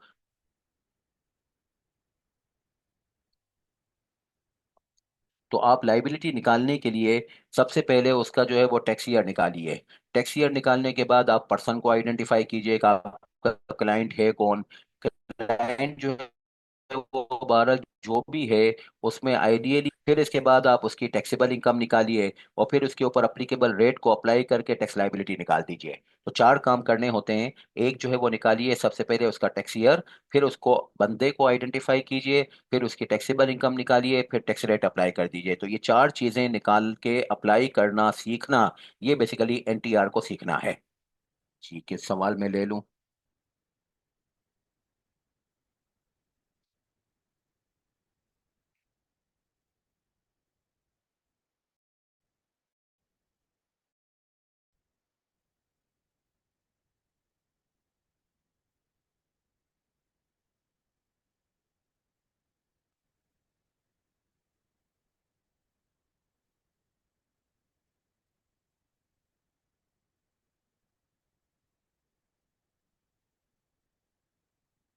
अच्छा, अब आप मारे टैक्स ईयर को निकालने के ऊपर।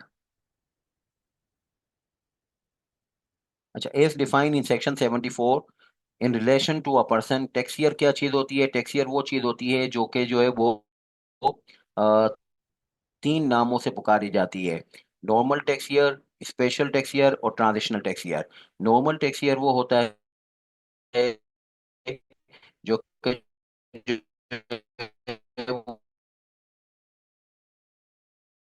वो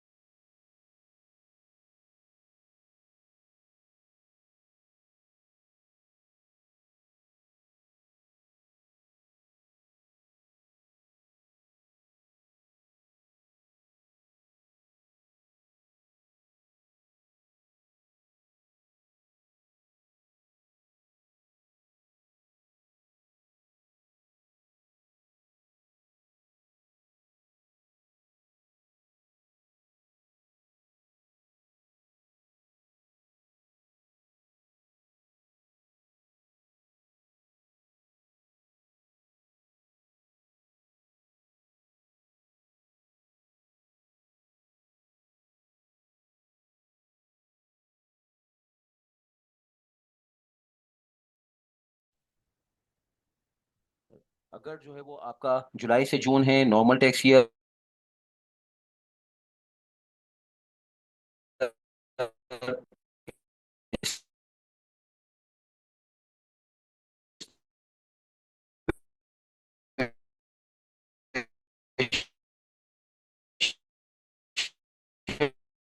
कहाँ से शुरू होगा, कहाँ पे खत्म होगा,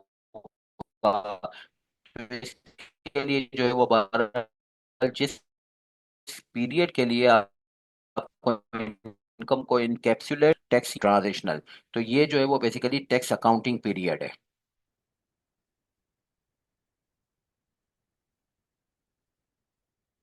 अच्छा, अब इसकी कहानी किस तरीके से है। सेक्शन 74 में ये कहा गया कि भाई जो है वो आपको टैक्स ईयर ऐसे निकालना है कि ये पीरियड ऑफ 12 मंथ्स होगा। अब तीन टाइप के टैक्स ईयर हैं, तो उसमें जो है वो ये कहा कि ट्रांजिशनल टैक्स ईयर इस बात से मुस्तस्ना है कि उसके ऊपर जो है वो 12 मंथ्स होंगे। तो अफेक्टिवली नॉर्मल और स्पेशल हमेशा 12 मंथ्स के होंगे। यानी कि अगर कोई कहता है कि मेरा नॉर्मल टैक्स ईयर है तो ये जुलाई से जून पे खत्म हो रहा होगा, और कोई कहता है मेरा स्पेशल टैक्स ईयर सितंबर वाला है तो ये अक्टूबर से शुरू होकर सितंबर पे खत्म होगा। कोई कहता है मेरा स्पेशल टैक्स ईयर दिसंबर वाला है तो ये जनवरी से लेकर दिसंबर तक चलेगा। तो ट्रांजिशनल टैक्स ईयर बहरहाल जो है वो 12 महीनों का नहीं होता, ये डिपेंड करता है कि is the intervening period between the last tax year and the new year. जब आप चेंज ऑफ टैक्स ईयर करते हो तो दरमियानी पीरियड को ट्रांजिशनल टैक्स ईयर, अभी इसके नीचे डिटेल आ जा रही है। नॉर्मल टैक्स ईयर हमेशा पीरियड ऑफ 12 मंथ्स है, जो कि जुलाई से जून की तरफ चलता है। अच्छा, tax year indicated by the calendar year in which the normal tax year ends.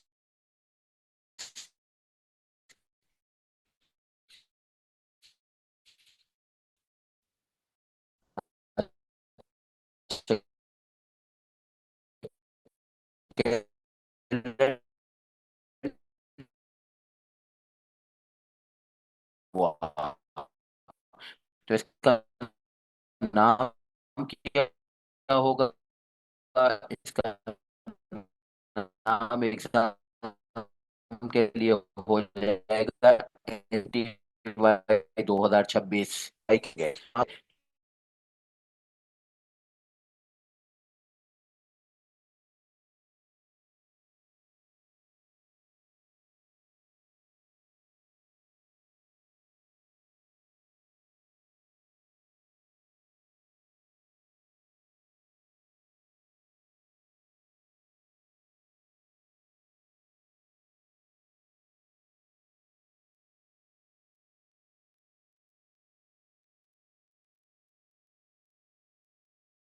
अच्छा, अगर स्पेशल टैक्स ईयर की बात करें तो स्पेशल टैक्स ईयर में ये होगा कि ये भाई जो है वो हमेशा नॉर्मल के अलावा यानी कि 30 जून के अलावा होगा। A person can have a year different from that ending on the 30 जून, और इसको स्पेशल टैक्स ईयर कहते हैं। स्पेशल टैक्स ईयर जो है वो उस कैलेंडर ईयर के नाम से जो है वो पुकारा जाता है जिस कैलेंडर ईयर में आपका corresponding normal tax year fall करे। क्या मतलब, इसको देखिए। अगर आपका स्पेशल टैक्स ईयर खत्म हुआ 31 दिसंबर 2024 पे, तो आप ये देखिए कि कौन से जुलाई से जून में मेरा टैक्स ईयर खत्म हो रहा है, यानी स्पेशल टैक्स ईयर खत्म हो रहा है। तो ये जुलाई 2024 से लेकर जून 2025 का साल है। अब जून 2025 जो है वो कौन से कैलेंडर ईयर में आ रहा है, कैलेंडर ईयर 2025 में आ रहा है, तो इसका नाम क्या हो जाएगा, STY 2025। इसी तरीके से अगर आपका जो है वो स्पेशल टैक्स ईयर सितंबर 2025 है, तो आप ये देखिए कि कौन से जुलाई से जून में आपका ईयर एंड आ रहा है। ये आ रहा है जुलाई 2025 से जून 2026। जून 2026 का कैलेंडर ईयर क्या है, वो है NTY 2026, तो इसका नाम हो जाएगा STY 2026। जो ईयर एंड आपका हो उसको जो है वो जुलाई से जून के तनाजुर में देख लीजिए, और जो जून हो उसका कैलेंडर ईयर आपके जो है वो नाम के साथ डिनोट हो जाएगा, मंसूब हो जाएगा।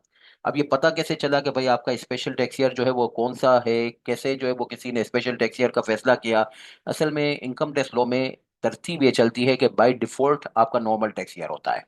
यानी मैं जब जो है वो पहली दफा मैंने जब टैक्स पे किया, उस दिन से मैं नॉर्मल टैक्स ईयर फॉलो कर रहा हूँ, और इसलिए मैंने नॉर्मल टैक्स ईयर फॉलो किया, ये कहते हुए कि भाई मेरे स्पेशल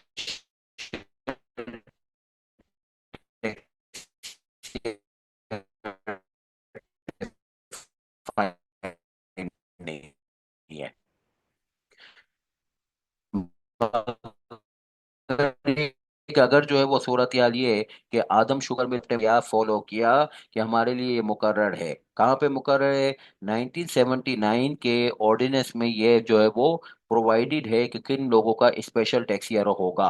और ये जो है वो 1979 के ऑर्डिनेंस की बात मैं आज आपको क्यों पढ़ा रहा हूँ, वहाँ पे एक नोटिफिकेशन जारी हुआ था और वो नोटिफिकेशन को आज भी आपको फॉलो करना है, इस वजह से कि मैंने पिछली क्लास में सेविंग के अंदर पढ़ाया था कि जो पुराने लॉ के नोटिफिकेशन है वो आज भी चलते रहेंगे टिल द टाइम उसको हम जो है वो रिसाइन यानी कि उसको खत्म ना करें या उसको मॉडिफाई ना करें।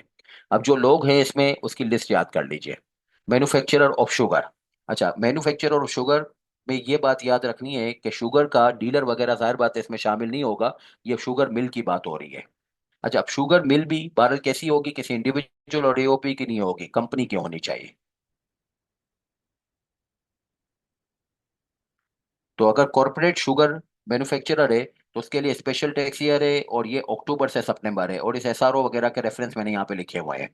अगर राइस एक्सपोर्टर है, अब यहाँ पे जो है वो इन्होंने ये नहीं कहा कि ये कंपनी है, तो ये कोई भी हो, इंडिविजुअल हो, एओपी हो, कंपनी हो, तो इसका जनवरी से दिसंबर होगा। अगर जो है वो राइस हस्किंग का काम कर रहे हैं यानी राइस को जो है वो बेसिकली साफ सुथरा करके रेड यानी यूजेबल करके हैबिटेबल करके इसको बेच रहे हैं, तो उस सूरत हाल में चाहे इंडिविजुअल हो, एओपी हो, कंपनी हो, ये इसके अंदर आ गया सितंबर से 1 सितंबर से अगस्त वाला साल। अच्छा, अब इसमें एक बहस चलती रहती है, तो उसमें एक सर्कुलर लेटर जारी हुआ है, सर्कुलर C1/35,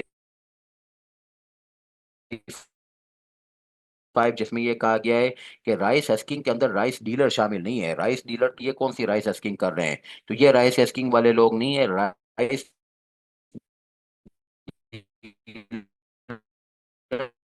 जो है वो नॉर्मल ही फॉलो कर रहे हैं, वो स्पेशल वाले लोग नहीं है। इसके अलावा ऑल पर्सन्स यहाँ भी को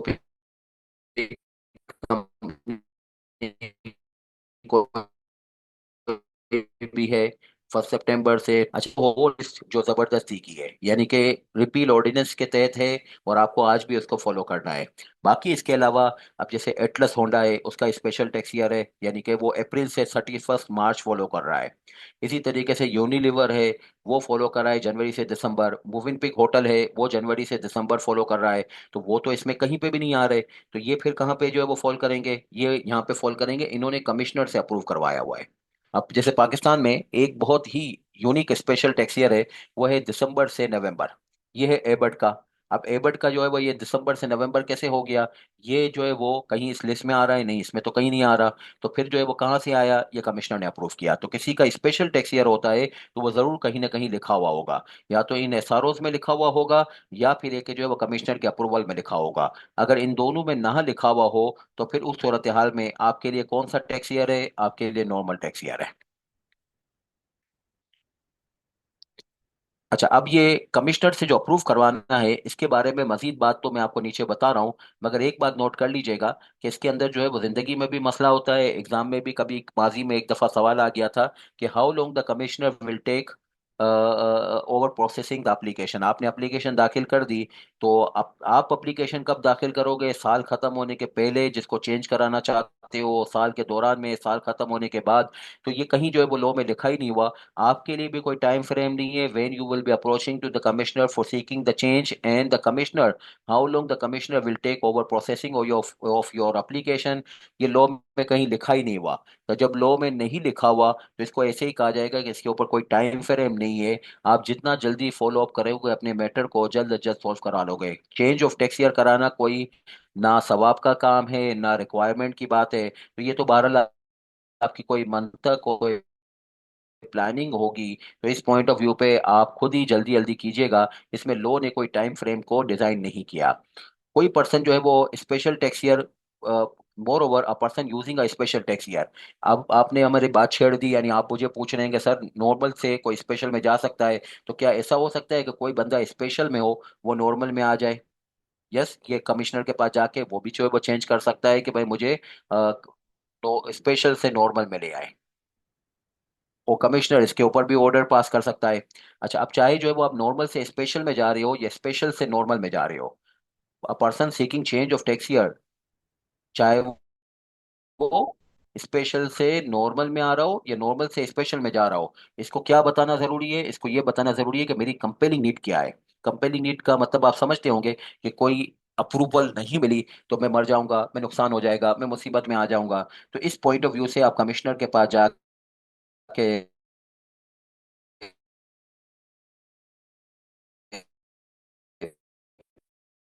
बात करोगे, ये कभी भी ऐसा नहीं होगा कि आप कहोगे कि ऐसा लोगों का नॉर्मल होता है, मेरा हमेशा है। नहीं, इस टाइप की बातें यूज ना कीजिएगा। उसकी ऑपरेशनल कोई नहीं करता, कोई कारण कर सकता है। और जो है वो आपको जब ऑर्डर मिलेगा यानी कि अप्रूवल का, तो उससे पहले जो है वो आपको हेयरिंग के लिए भी बुलाया जाएगा।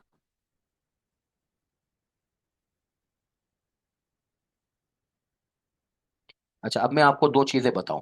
एक तो मैंने ये बताया कि भाई पुराने लॉ से मैं क्यों पढ़ा रहा हूँ आपको, जो है वो एसआरओ जो कि आप स्पेशल टैक्स ईयर के लिए फॉलो करोगे। दूसरी ये कि कंपेलिंग नीड क्या होगी, इसके लिए मैंने फुटनोट डिजाइन किए हैं, जरा ये देख लीजिए।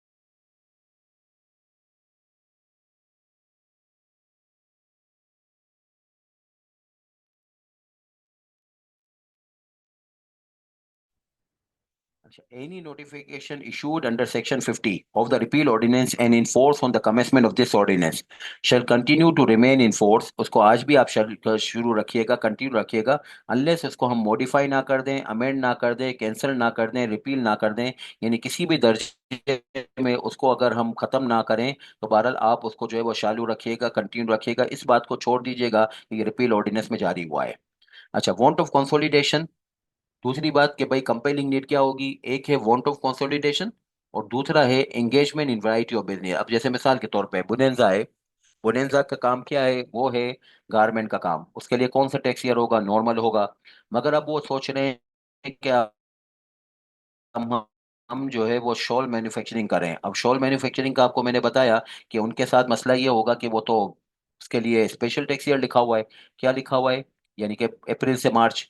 तो अब वो कंफ्यूज हैं कि शॉल के लिए अप्रैल से मार्च है और जो है वो गारमेंट के लिए जुलाई से जून हम फॉलो कर रहे हैं। तो दे आर कंफ्यूज कि हम क्या करें, दो रिटर्न फाइल करेंगे। नहीं, जब आप रिटर्न के सेक्शन पढ़ेंगे तो उसमें तो ये लिखा हुआ है कि सारे बिजनेसेस के लिए एक ही रिटर्न फाइल होगा। ये हो ही नहीं सकता कि आप जो है वो इतने सारे रिटर्न फाइल करें। और कंपनी बहरहाल जो है वो दो बनाना, ये भी सेंसलेस है कि क्यों दो दो कंपनियां बनाओगे। तो बिकॉज ऑफ द रीजन कि भाई जो है वो एक से जायद रिटर्न फाइल नहीं होता और एक कंपनी एक से ज्यादा कामों में भी इन्वॉल्व हो सकती है। तो आपको जो है वो engagement in variety of business के नाम से एक कंपेलिंग नीड कमिश्नर को शेयर करनी चाहिए कि मुझे जो है वो शॉल के बिजनेस के लिए या तो नॉर्मल अलाउ कर दीजिए या फिर एक गारमेंट के बिजनेस के लिए मुझे स्पेशल अलाउ कर दीजिए। तो ये भी एक रीजन होगी। अच्छा, कंसोलिडेशन आप समझ रहे हैं। कंसोलिडेटेड अकाउंट जो है वो बनाने होते हैं, उसके लिए मुख्तलिफ जो रिक्वायरमेंट्स हैं उसमें एक ये भी है कि भाई जो है वो ईयर एंड कॉन्साइड होने चाहिए। अब आप होल्डिंग कंपनी हो, सब्सिडरी जो है वो बेसिकली जून वाली है, होल्डिंग कंपनी जो है वो दिसंबर वाली है। अब वो कंफ्यूज हैं कि भाई जो है वो कंसोलिडेशन हम करेंगे तो फिर इनकम टैक्स का रिटर्न कैसे फाइल होगा, क्योंकि इनकम टैक्स रिटर्न के लिए एक मैंडेटरी रिक्वायरमेंट ये भी है कि आप अपने अकाउंट्स को जो है वो शो कीजिएगा। अकाउंट जो है वो साथ में अटैचमेंट के तौर पे लगेंगे। ये रूल नंबर 34 में लिखा हुआ है। तो जब रिटर्न में अकाउंट्स लगाने हैं, अकाउंट्स मेरे 30 जून के बन रहे हैं, तो इस 30 जून के अकाउंट्स को मैं जो है वो 31 दिसंबर के अकाउंट्स के साथ जम करके कंसोलिडेशन कैसे करूं। तो मुझे कंसोलिडेशन के लिए तो 31 दिसंबर के बैलेंस शीट जो है वो चाहिए सबकी। तो सब्सिडरी की बैलेंस शीट अब 31 दिसंबर की बनाएंगे तो 30 जून का रिटर्न कैसे फाइल होगा। तो हमें क्या करना चाहिए, कमिश्नर के पास ये मैटर लेके जाना चाहिए। ये want of consolidation is our compelling need, जिसकी बेस पे हम चाहते हैं कि सब्सिडरी का भी ईयर एंड हम जो है वो कर लें दिसंबर में। तो इस तरीके से जो है वो कमिश्नर को समझाना बहरहाल जो है वो कंपेलिंग नीड के समरे में आ जाता है। जिंदगी में आपको इंशाल्लाह ये दो में से कोई तीसरी रीजन नहीं मिलेगी, तो इसी को आप एग्जाम में भी कोट कर सकते हैं।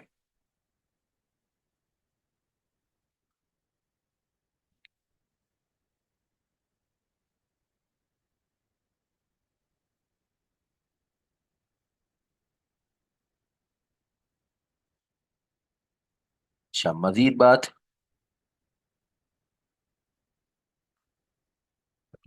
अच्छा, change of tax year to take effect from first day of the normal tax year और स्पेशल टैक्स ईयर। अब मिसाल के तौर पे आपने कमिश्नर को कहा कि मेरा 30 जून 2025 पे साल खत्म हुआ, आइंदा से मैं 31 दिसंबर फॉलो करना चाहता हूँ। आपने मिसाल के तौर पे अगस्त के महीने में, अगस्त 2025 में अप्लाई किया। कमिश्नर के पास कोई टाइमलाइन की पाबंदी तो थी नहीं, उसने जो है वो आपको अग्री करके दिया फरवरी 2026 में कि भाई मैं 31 दिसंबर के ऊपर एग्री हूँ।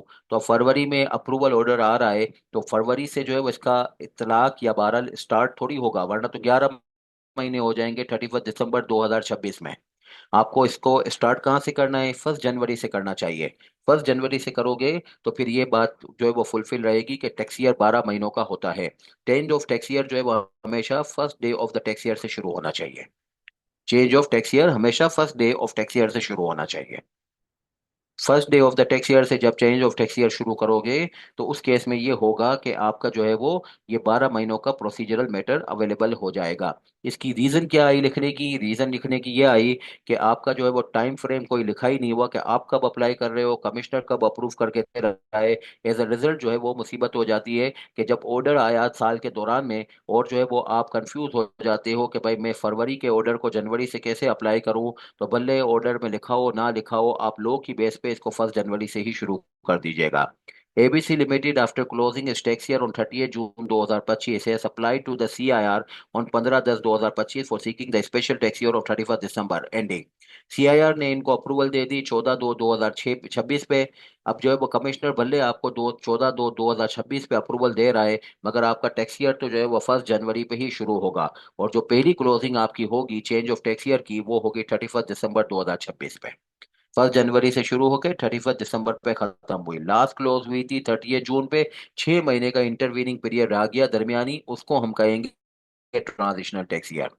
CIR can, after hearing the application, reject the application for change in the tax year, recording the reason for rejection। जब भी आपको उन्होंने हेयरिंग के लिए बुलाया तो अपनी चीजें सारी तैयार करके जाइएगा। अगर जो है वो कमिश्नर के पास जो है वो पावर की बात करें तो आपकी एप्लीकेशन को रिजेक्ट भी कर सकता है। और जो भी रिजेक्शन की बात होगी उसको ज़ाहिर बात है रीजन के साथ लिखेगा। परमिशन ऑफ CIR एस अब कैन बी विड्रॉन। अगर कमिश्नर जो है वो ये देखता है कि आपने जो है वो बहरहाल मुझे जो रीजन वगैरह सबमिट किए थे कि भाई कंसोलिडेशन करनी है और जो है वो बहरहाल जो है वो मैं इंगेजमेंट करूंगा वैरायटी ऑफ बिजनेस में, तो ऐसी कोई काम तो मुझे नजर नहीं आ रहा, तो फिर इसको विड्रॉ भी कर सकता है। Can be withdrawn bye CIR bye issuing a notice in writing after giving the application a person an opportunity of being heard. आपको समय देगा।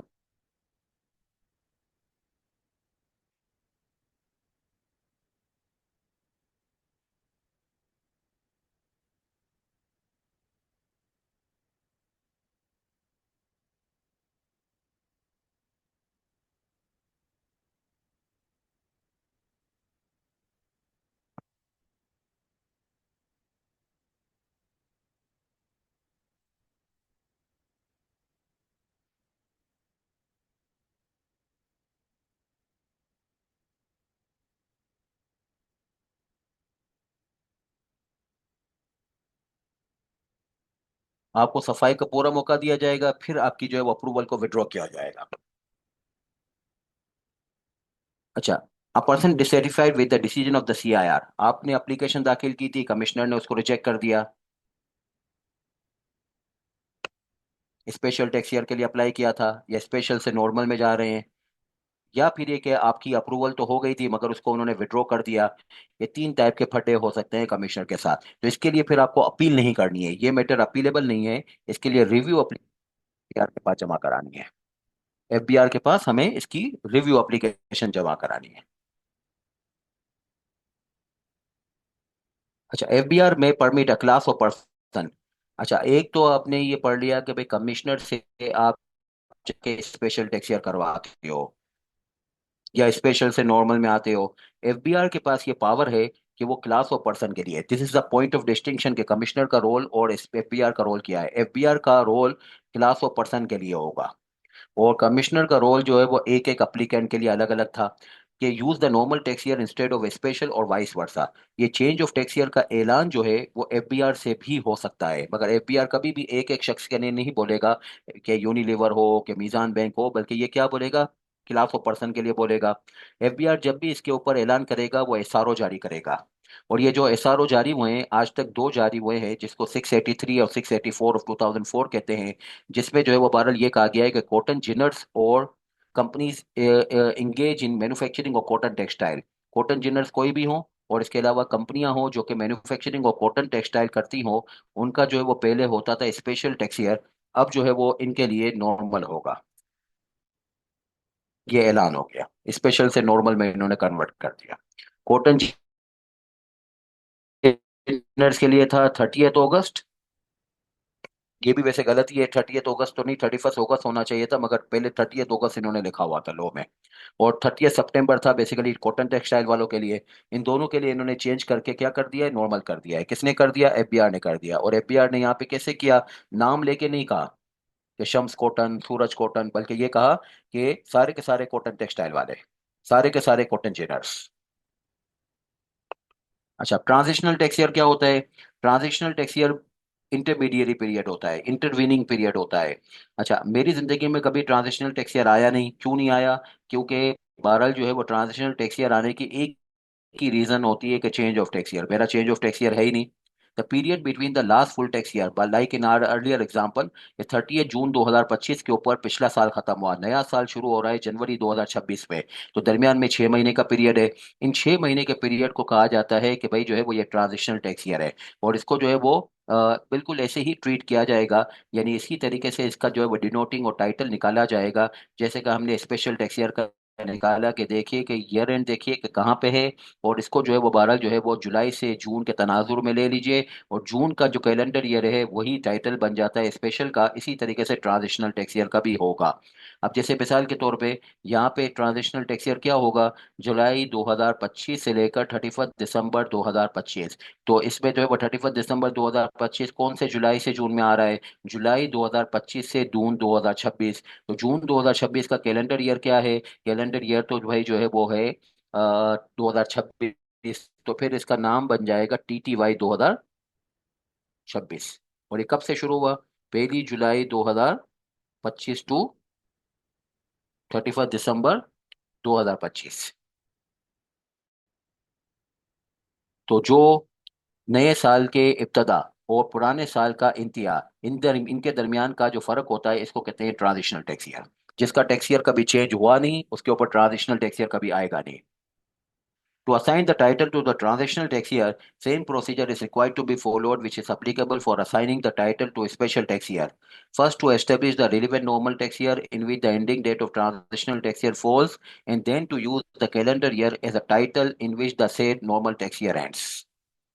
एग्जाम्पल ले लीजिए, पर्सन की नॉर्मल टैक्स ईयर है जून 30 2025, टैक्स ईयर 2025 कहलाएगा।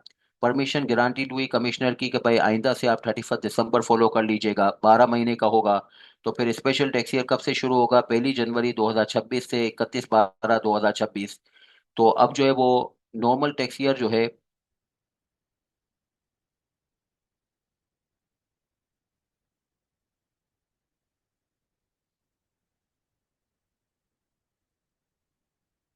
इसका टैक्स ईयर कैसे निकालेंगे, 31 दिसंबर 2026 का टैक्स ईयर के लिए हमें निकालना होगा कि कौन से जुलाई से जून में आ रहा है। तो ये जुलाई 2026 से जून 2027 के साल में आ रहा है, तो इसका नाम हो जाएगा STY 2027। और आपका जो है वो बेसिकली ट्रांजिशनल टैक्स ईयर क्या होगा, जुलाई 2025 से जून 2000 दिसंबर 2025, 6 महीने का। तो इसको क्या बोला जाएगा, TTY 2026। अच्छा, फिर इसके अलावा person has special tax year ending on 31 December 2024। Special tax year इसका नाम हो जाएगा 2025, बिल्कुल। जुलाई से जून, यानी कि जो है वो जुलाई 2024 से जून 2025, बिल्कुल। तो जून 2025 का स्पेशल टैक्स ईयर क्या कहलाएगा, STY 2025। परमिशन ग्रांट हो गई कि भाई आइंदा से आप नॉर्मल फॉलो कर लीजिए। नॉर्मल जो है वो कौन सा होगा, जुलाई 2025 से होगा जून 2026, इसका नाम NTY 2026 हो गया। तो ट्रांजिशनल टैक्स ईयर क्या हो जाएगा, जनवरी 2025 से, क्योंकि आखिरी खत्म हुआ है 31 दिसंबर पे, इसके बाद जो है वो नया शुरू हो रहा है जुलाई 2025 पे, तो 6 महीने का पीरियड, यानी जनवरी से जून जो है ये कहलाएगा भाई सेपरेट टैक्स ईयर यानी ट्रांजिशनल टैक्स ईयर, जिसको टीटीवाई 2025 के नाम से पुकारा जाएगा। टीटीवाई 2025 क्यों कहा? ये देखा कि मैंने कि ट्रांजिशनल टैक्स ईयर का पीरियड कब खत्म हो रहा है, जून में खत्म हो रहा है। जून 2025 में, ये कौन से जुलाई से जून में है? ये जुलाई 2024 से जून 2025 में है। तो जून 2025 कौन से कैलेंडर ईयर में है? 2025 के कैलेंडर ईयर में है, तो इसका नाम हो जाएगा टीटीवाई 2025। तो ये तीन टैक्स ईयर का जो है वो हमने पैरेलल कंपैरिजन देख लिया कि एक होता है नॉर्मल और एक होता है स्पेशल और एक होता है ट्रांजिशनल। मकसद क्या है ट्रांजिशनल टैक्स ईयर को या पैरेलल नॉर्मल को या पैरेलल जो है वो स्पेशल को निकालने का? ये जो है वो बेसिकली टैक्स ईयर जो है ये टैक्स अकाउंटिंग पीरियड होता है। अच्छा, दूसरी बात यह है कि आपके जो फाइनेंस एक्ट की एप्लीकेबिलिटी है वो भी इस बात से पता चलती है कि भाई आपको कौन सा जो है वो टैक्स ईयर है जिसके लिए फाइनेंस एक्ट कौन सा अप्लाई होना चाहिए।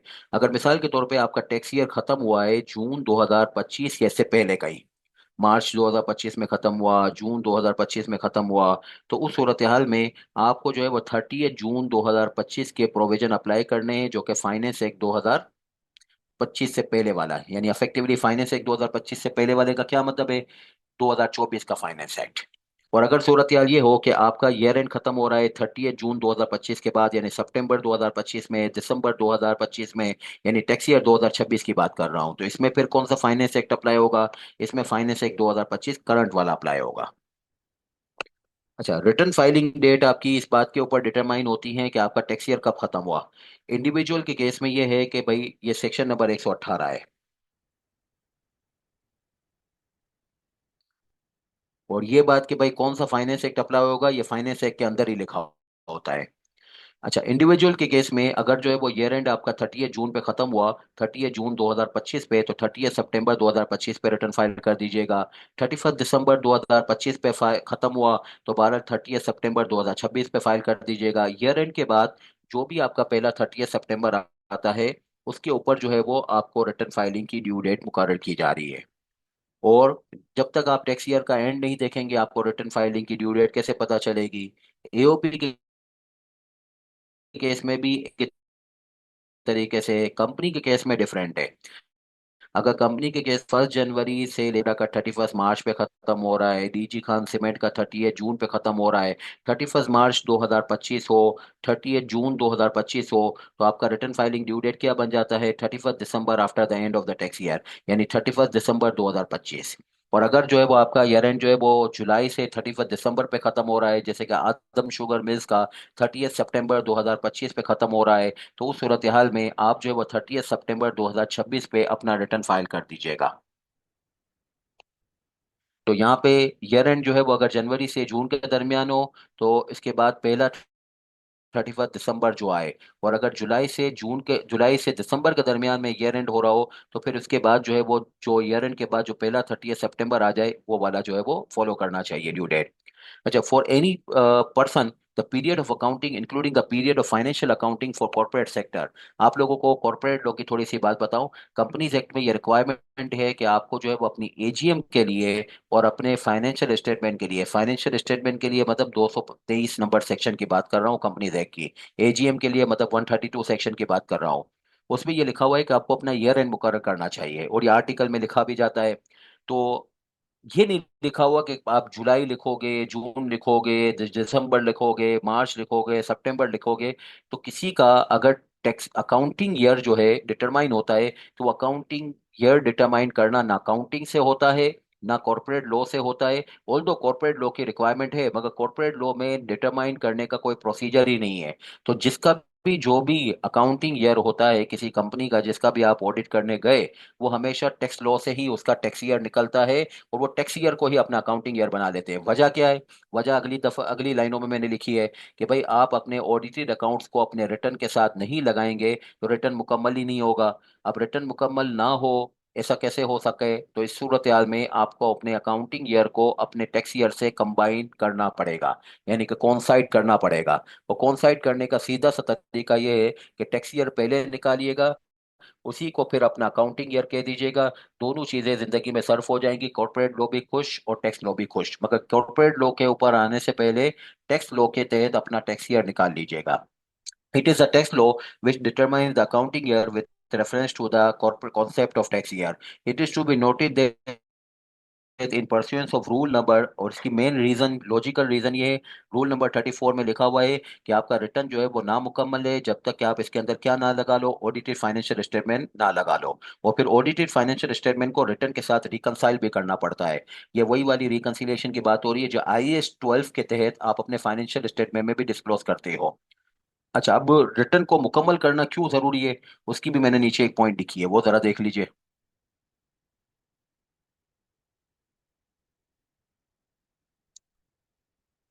सेक्शन 120 में ये लिखा हुआ है कि where a tax payer has furnish a complete return. Complete return में जो भी बातें होती है वो इंशाल्लाह जगह पे आ जाएगा। मगर आज की क्लास में ये बताना चाह रहा हूँ कि ऑडिटेड अकाउंट्स भी कंप्लीटनेस के लिए एक एसेंशियल डॉक्यूमेंट है। कॉर्पोरेट टैक्स पेयर की रिटर्न की बात कर रहा हूँ। Then the commissioner shall be taken to have made an assessment of taxable income.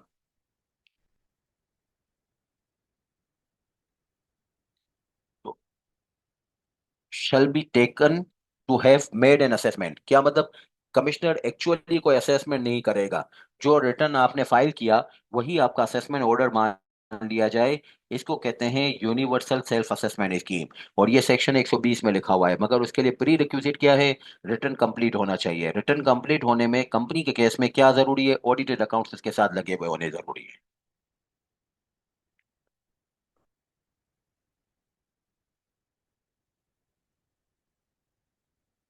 अच्छा, अब अगली बात कि अभी मैंने आपको बताया कि भाई ऑयल मिलिंग बिजनेस है, ये जैसे आपको यहाँ पे बताया ना मैंने,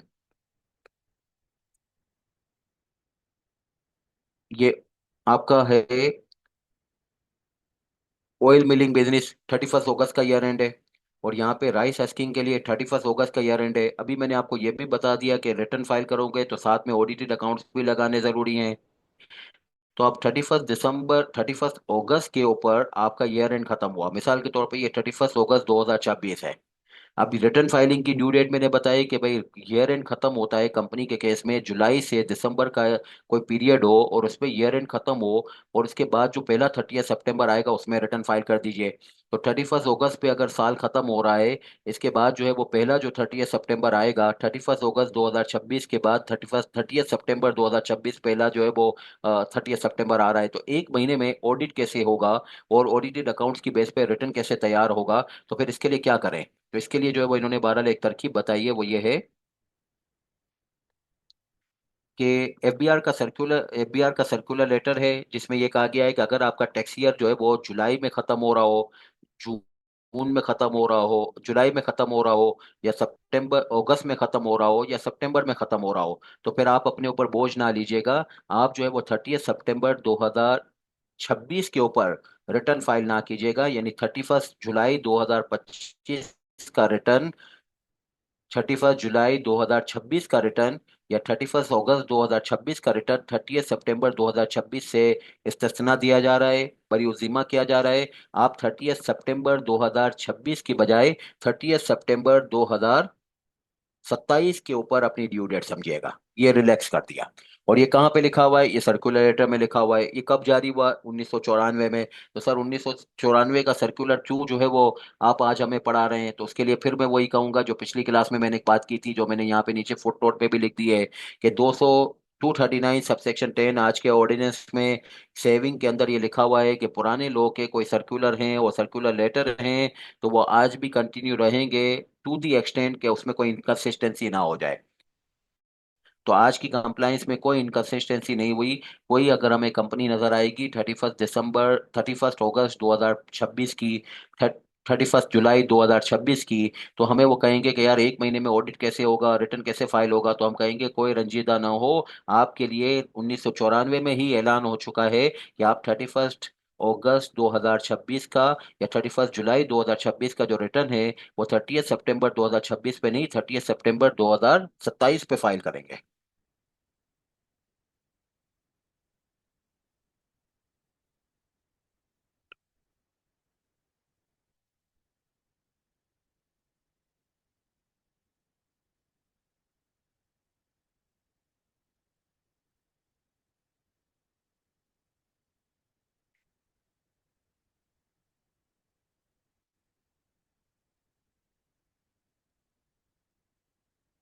अच्छा, अब आप आइए अ, मजीद एक बात कि ये टैक्स ईयर खत्म हुआ हमारा। अच्छा, इस टैक्स ईयर के बाद जो है वो दो कनेक्टेड सेक्शंस है, मैं चाह रहा हूँ उसको भी जल्दी जल्दी आपके साथ अभी निपटा दूं। ये सेक्शन 145 है और एक है सेक्शन 117। ये है बेसिकली, इसको कहा जाता है एग्जाम में या जिंदगी में कि separate and distinct tax year. ना ये नॉर्मल है, ना स्पेशल है, ना ट्रांजिशनल, ये कुछ और ही बातें हैं। और ये जिंदगी में कभी कभी किसी के साथ ये वाकया पेश आएगा, मेरे साथ नहीं आया, बहरहाल कोई बात नहीं है, किसी के साथ आएगा तो वो बहरहाल बहुत रेयर होगा। कौन है? Assessment of person about to leave Pakistan, where any person is likely to leave Pakistan during the currency of tax year और shortly after this expiry with no intention of returning to Pakistan. यानी कि पर में बताए कि भाई मैं जो है वो इस दिन को मुल्क से चला जाऊंगा। एग्जाम्पल है जो है वो मिस्टर ए जो है वो जा करंट टैक्स ईयर 2025 के अंदर ये मुल्क छोड़ के जा रहा है। तो ये अपनी डेडलाइन जो है वो नोटिस की समझे कि भाई जो वो 1 अप्रैल 2025 से पहले पहले मैं बता दूं। 1 अप्रैल 2025 इसकी लास्ट डेट है जिसके ऊपर कमिश्नर को बताना है। ये क्या है? 15 days of probable, at least 15 days before the probable date of departure. Mister B जो है वो living the country on 16 August 2025। ये है living shortly after the end of the tax year. तो इस केस में वो डेडलाइन जो है वो कमिश्नर के पास फाइल करने के लिए 1 अगस्त समझे। यानी कि इसमें भी यही है कि shortly at least 15 days before the probable date of departure. The above notice shall be accompanied by a return or returns of taxable income। इसके अंदर जो है वो टैक्सेबल इनकम का रिटर्न साथ में लगा हुआ होना चाहिए in respect of period commence from the end of the last tax year to the set date. Set date से मतलब है कि probable date of departure. The period for which the purpose of this section be deemed to be a tax year, इसको कहा जाता है distinct and separate tax year. अब जैसे मिसाल के तौर पे ये वाली केस है, तो ये क्या करेगा कि जब अपना नोटिस फाइल करेगा कमिश्नर को 1 अप्रैल 2025 के ऊपर, तो कमिश्नर के पास ये नोटिस के साथ अपना एक फाइनल रिटर्न भी फाइल कर रहा होगा, जो कि जो है वो जुलाई 2024 से लेकर 16 अप्रैल 2025 तक का होगा। तो भाई 1 अप्रैल पे 16 अप्रैल का रिटर्न कैसे क्लोज कर सकता है? तो 15 दिन को एस्टिमेट कर ले। इसने कहा है कि सेट डेट तक जो है वो बहरहाल आपको बनाना होगा, मीनिंग देयर बाय कि 15 दिन तो अफेक्टिवली आपको एस्टिमेट करने पड़ेंगे। इस केस में क्या होगा? इस केस में दो रिटर्न फाइल करेगा। एक जो है वो फाइल, यानी नोटिस तो फाइल कर रहा है 1 अगस्त 2025 में, मगर इसमें दो रिटर्न लगे हुए होंगे। एक जुलाई 2024 से लेकर जून 2025 का होगा, और एक जो है वो जुलाई 2025 से लेकर जो है वो प्रोबेबल डेट ऑफ डिपार्चर यानी 16 अगस्त 2025 तक का होगा। तो जो है वो रिटर्न फाइल होंगे।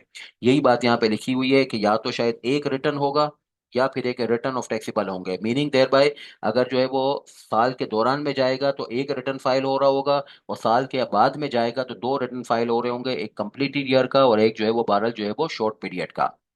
Notwithstanding anything in subsection 1 or 2, the commissioner may serve a notice on any person। आपने नोटिस जमा कराना है, नीचे सबसेक्शन 2 में कहा कि उसके साथ फाइनल रिटर्न भी फाइल करना है, इसको ओवरराइड कर दिया। कमिश्नर आपको नोटिस सर्व कर सकता है, वो इंतजार ना करे आपका कि नोटिस आएगा। कमिश्नर को कहीं से खबर मिली है कि आप मुल्क छोड़ के जा रहे हैं, तो वो उस सूरत हाल में आपको नोटिस के थ्रू पाबंद कर सकता है कि आप उसको डॉक्यूमेंट सबमिट करें और इसके साथ जो है वो बेसिकली फाइनल रिटर्न फाइल करें, to furnish with such time as may be specified. अब इस केस में आपको कितने दिनों में कमिश्नर के नोटिस को ऑनर करना है, ये कमिश्नर का नोटिस ही बताएगा। और इसमें भी ये लिखा हुआ है कि भाई ये जो है वो ईयर और ईयर्स के लिए बनेगा। बाज़ औक़ात साल के दौरान में होगा तो एक बनेगा, वरना एक साल के बाद होगा तो दो बनेंगे return.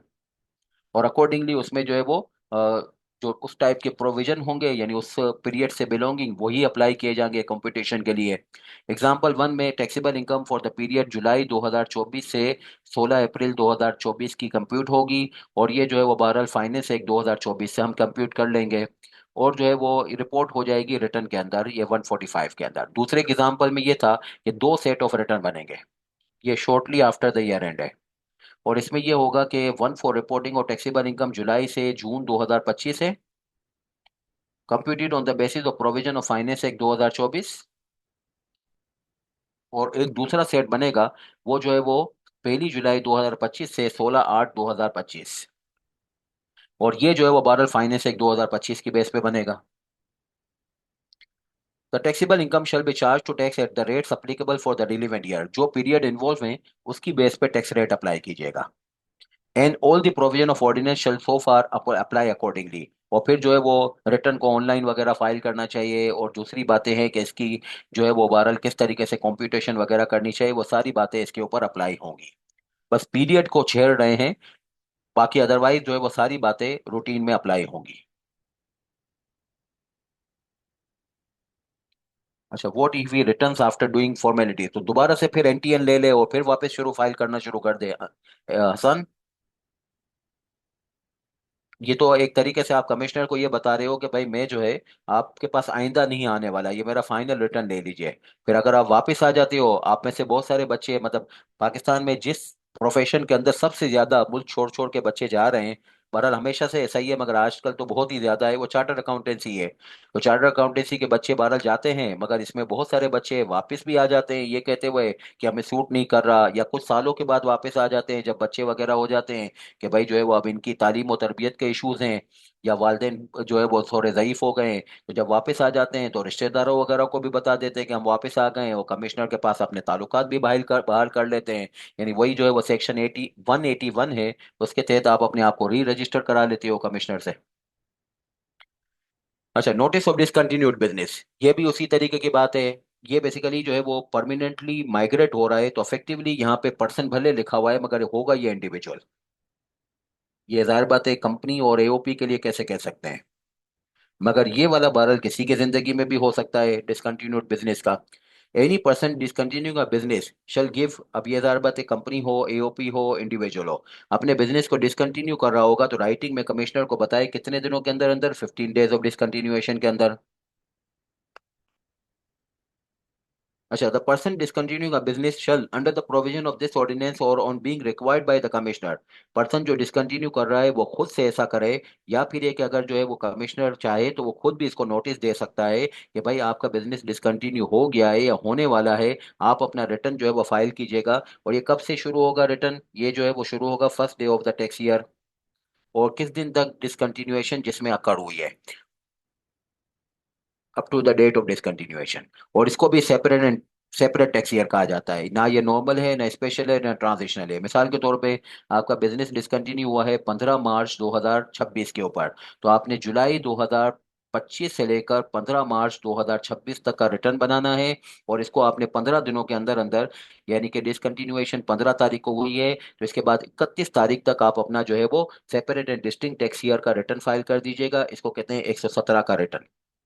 Where no person notice has been given as above, but the commissioner has reasonable ground to believe that कि भाई बंदा रंजीदा है, शायद बिजनेस डिसकंटिन्यू हो गया, कागजात वगैरह में कहाँ उलझेगा, तो आप उसको याद भी दिला सकते हैं, being a commissioner has discontinued, likely to discontinue, commissioner may serve a notice on the person who has discontinued the business or is likely to discontinue the business to furnish the commissioner within the time specified in the notice। अगर आपने खुद से नहीं file किया, commissioner आपको notice देता है, तो how long the time you will be taking over the compliance with the notice itself will be explanatory for the purpose। इसमें लो में कोई टाइमलाइन नहीं लिखी हुई। A return of income under this section shall be treated for all purposes of this ordinance as a return of income, including the application of section 120। I have just spoken over 120। 120 self assessment scheme, यानी जो आपने file किया बस वही सही है, ये deem to have been assess है। इसको जरा कंपेयर कर लीजिएगा आप, इंशाल्लाह जब आप सेल टैक्स पढ़ेंगे तो सेल टैक्स में के सेल टैक्स रूल्स का रूल नंबर 11, उसमें ये लिखा हुआ है कि अगर आप अपने बिजनेस को कंटिन्यू करते हो और अपनी डी रजिस्ट्रेशन कराने जाते हो, तो आपको जो है वो कमिश्नर से एक ऑडिट के प्रोसेस से गुजरना पड़ेगा, जो कि जो है वो मैक्सिमम 90 डेज का होगा। बहरहाल जब तक वो ऑडिट मुकम्मल नहीं हो जाता है, ना आपकी डिसकंटिन्यूएशन वाकियात डिसकंटिन्यूएशन के वो रकम किया जाएगा, ना आपकी डी रजिस्ट्रेशन को रकम किया जाएगा। यहाँ पे बहरहाल जो है वो इसके बिल्कुल बरखिलाफ है। इनकम टैक्स लॉ में कहा गया है कि आपने अपनी डिसकंटिन्यूएशन को कमिश्नर को रिपोर्ट किया तो बस आपका जो डॉक्यूमेंट यानी रिटर्न जो फाइल कर रहे हो वो deem to have been assess है, इसके अंदर कोई सेपरेट या स्पेशल ऑडिट की सूरत हाल नहीं है। तो ये इनकम टैक्स और सेल टैक्स लॉ में थोड़ा सा एक बरखिलाफ प्रोविजन है, इसके ऊपर थोड़ा सा जो है वो ध्यान रखना चाहिए। अच्छा, भी कुछ सर्कुलर्स आए हैं माजी में, इतने अहम तो नहीं है।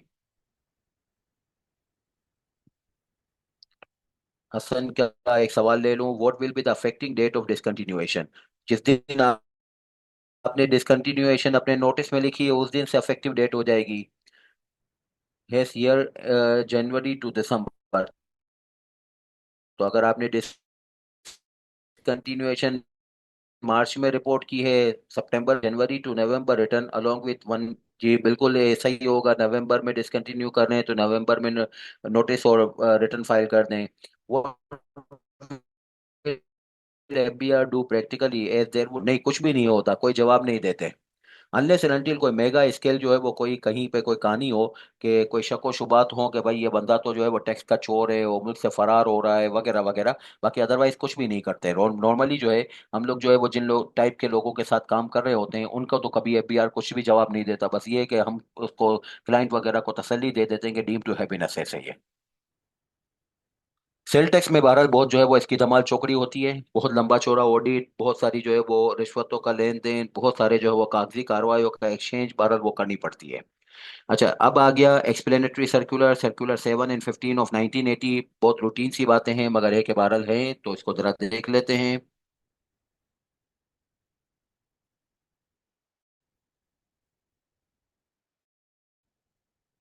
बस उसके पीछे लगना पड़ता है। एनटीएन अगर क्लोजर नहीं हो रहा और डिसकंटिन्यूएशन अगर आपको रिपोर्ट तो यानी आपने जो फाइल कर दिया उसके एक्नोलेजमेंट तो आ जाएगी, मगर एनटीएन अगर आपका अभी भी कंटिन्यू है, क्लोजर नहीं हो रहा, तो आपको उसके पीछे लगना पड़ता है। और नॉर्मली एनटीएन की डीलिंग जो है वो बहरहाल आपको आईरिस के थ्रू करानी पड़ती है। वो प्राल जो है बेसिकली जो आईरिस के सिस्टम का पूरा एडमिनिस्ट्रेटर है, उससे बात करनी पड़ती है कि भाई हमने डिसकंटिन्यूएशन का रिटर्न फाइल कर दिया है और हमने फाइनल रिटर्न भी फाइल कर दिया है, वो इसी मकसद के लिए फाइल कर दिया है कि हम आपसे ताल्लुक नहीं रखना चाहते और आपसे ताल्लुक की पहली निशानी होती है एनटीएन, तो प्लीज इसको क्लोज कीजिएगा। तो उसको जरा बार बार जो है वो पुश करना पड़ता है, फिर ये काम होगा। ये प्राल से आपका काम होगा।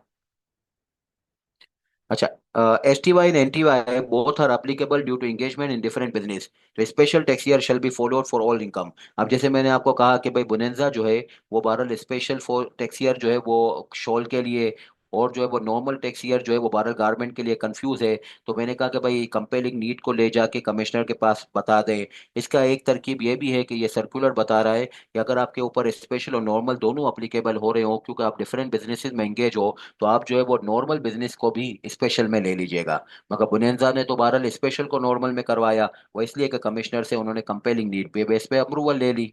बाकी अदरवाइज एसआरओ का सहारा, ये सर्कुलर का सहारा लें तो आपका जो है वो नॉर्मल भी स्पेशल में चला जाएगा, क्योंकि जो है वो बहरहाल स्पेशल को इन्होंने बढ़तरी दी है। डिफरेंट स्पेशल टैक्स ईयर है कि मार्च का भी है, सितंबर का भी है, तो जो बाद में आने वाला हो बस उसकी बेसिस पे सारे टैक्स ईयर फॉलो करेंगे। In case of members of AOP the tax year of AOP shall be the applicable. अगर एक आपकी एओपी है, उसका जो है वो जनवरी से दिसंबर का यानी स्पेशल टैक्स ईयर है, तो आप इसके मेंबर्स जो हैं वो भी 12 जनवरी से दिसंबर का ही फॉलो कीजिएगा। चौथी बात, अगर आप दो दो और दो से जायद ईओपीज के मेंबर्स हैं जिसके डिफरेंट डिफरेंट है, किसी का जून है किसी का जो है वो दिसंबर है, तो फिर क्या करें, जो सबसे आखिरी वाला जो है वो वाकया है उसकी बेस पे आप अपना टैक्स ईयर जो है वो मुकर्रर कर लीजिएगा। आप कौन, आप उसके मेंबर। अच्छा, जब भी एग्जाम में क्वेश्चन आता है तो इसको डील करने की स्ट्रेटेजी क्या होगी। Establish that the reason for change in such which can be presented to the commissioner. Change of tax year का सवाल आए तो सबसे पहले ये देखिएगा कि क्वेश्चन में जो तरकीब दी गई है यानी जो वजह दी गई है, क्या वो कंपेलिंग नीड के तौर पे कमिश्नर के पास पेश हो सकती है। अगर कमिश्नर के पास पेश हो सकती है तो आगे बढ़िए और इसके ऊपर कमिश्नर से अप्रूवल ले लीजिए। कमिश्नर से अप्रूवल में क्या चीज़ें देखनी होंगी कि कमिश्नर ने कंप्लाइंस के लिए कोई कंडीशंस डाली हैं अपने ऑर्डर में।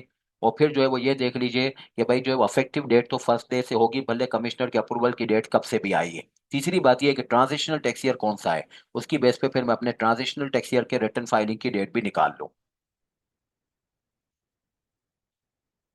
अच्छा, इसका जो है वो सवाल पास पेपर का, वन ऑफ योर क्लाइंट जो है वो सब्सिडरी है foreign company wants to change इस accounting year from January to December, June to December, as the case में भी पेरेंट कंपनी एंड कर रही है 31 दिसंबर पे, तो रिक्वायरमेंट क्या है, तो change of accounting year can be presented to the commissioner. Commissioner के पास क्या रीजन देंगे, coinciding of the accounting year with the holding company, क्यों, फॉर वांट ऑफ कंसोलिडेशन। तो ये कंपेयरिंग नीड का पॉइंट हो गया।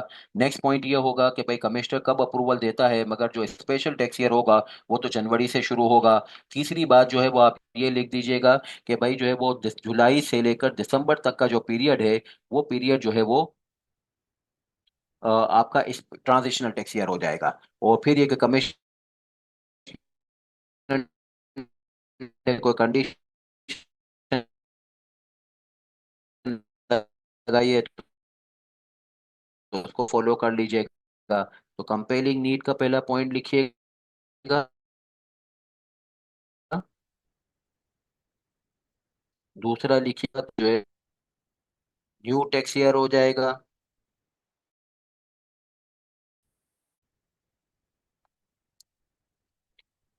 अच्छा, अगली बात, इंस्पायर्ड पाकिस्तान लिमिटेड जो है वो अपने चेंज ऑफ अकाउंटिंग ईयर करना चाहते हैं 30 जून से 31 दिसंबर। वही बात है ऊपर जैसी, तो उसमें भी यही करना पड़ेगा कि भाई जो है वो आपको चेंज ऑफ टैक्स ईयर के लिए इफेक्टिवली ये चार बातें: कंपेलिंग नीड, जुलाई से दिसंबर, जनवरी से दिसंबर जो है वो आपका न्यू टैक्स ईयर हो जाएगा, जुलाई से दिसंबर ट्रांजिशनल हो जाएगा, और कंडीशंस ऑफ ऑर्डर आपको फुलफिल कर लेनी चाहिए। तो ये थी हमारी आज की क्लास। अल्लाह का शुक्र है हमने आज जो है वो चार्जिंग सेक्शन के अंदर जो हमें सबसे पहला मैंडेट दिया गया था कि आप जो है वो किसी की टैक्स लायबिलिटी निकालनी हो तो आप जो है वो टैक्स ईयर निकालिएगा। तो टैक्स ईयर निकालने का तरीकाकार हमने सीख लिया। इंशाल्लाह अगली क्लास में हम जो है वो पर्सन और इसके बाद की जो दूसरी चीज़ें हैं उसके ऊपर मूव हो जाएंगे। आपका कोई सवाल हो तो आप पूछ लीजिए।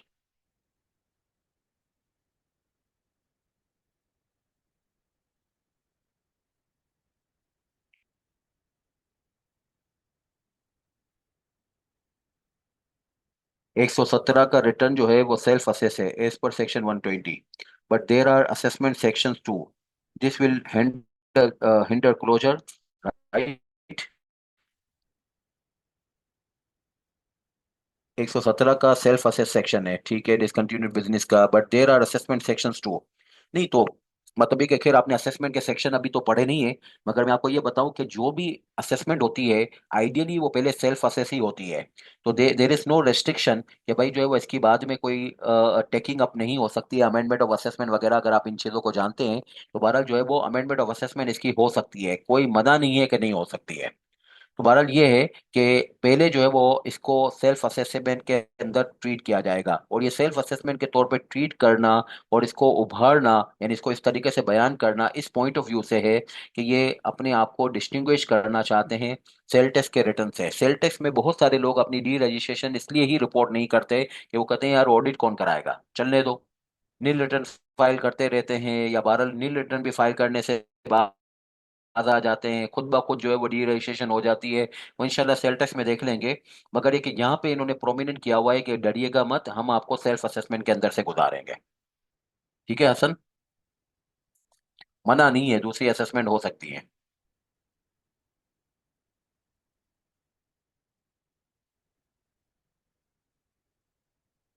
चले इंशाल्लाह अगली क्लास में मुलाकात करते हैं। अल्लाह हाफिज।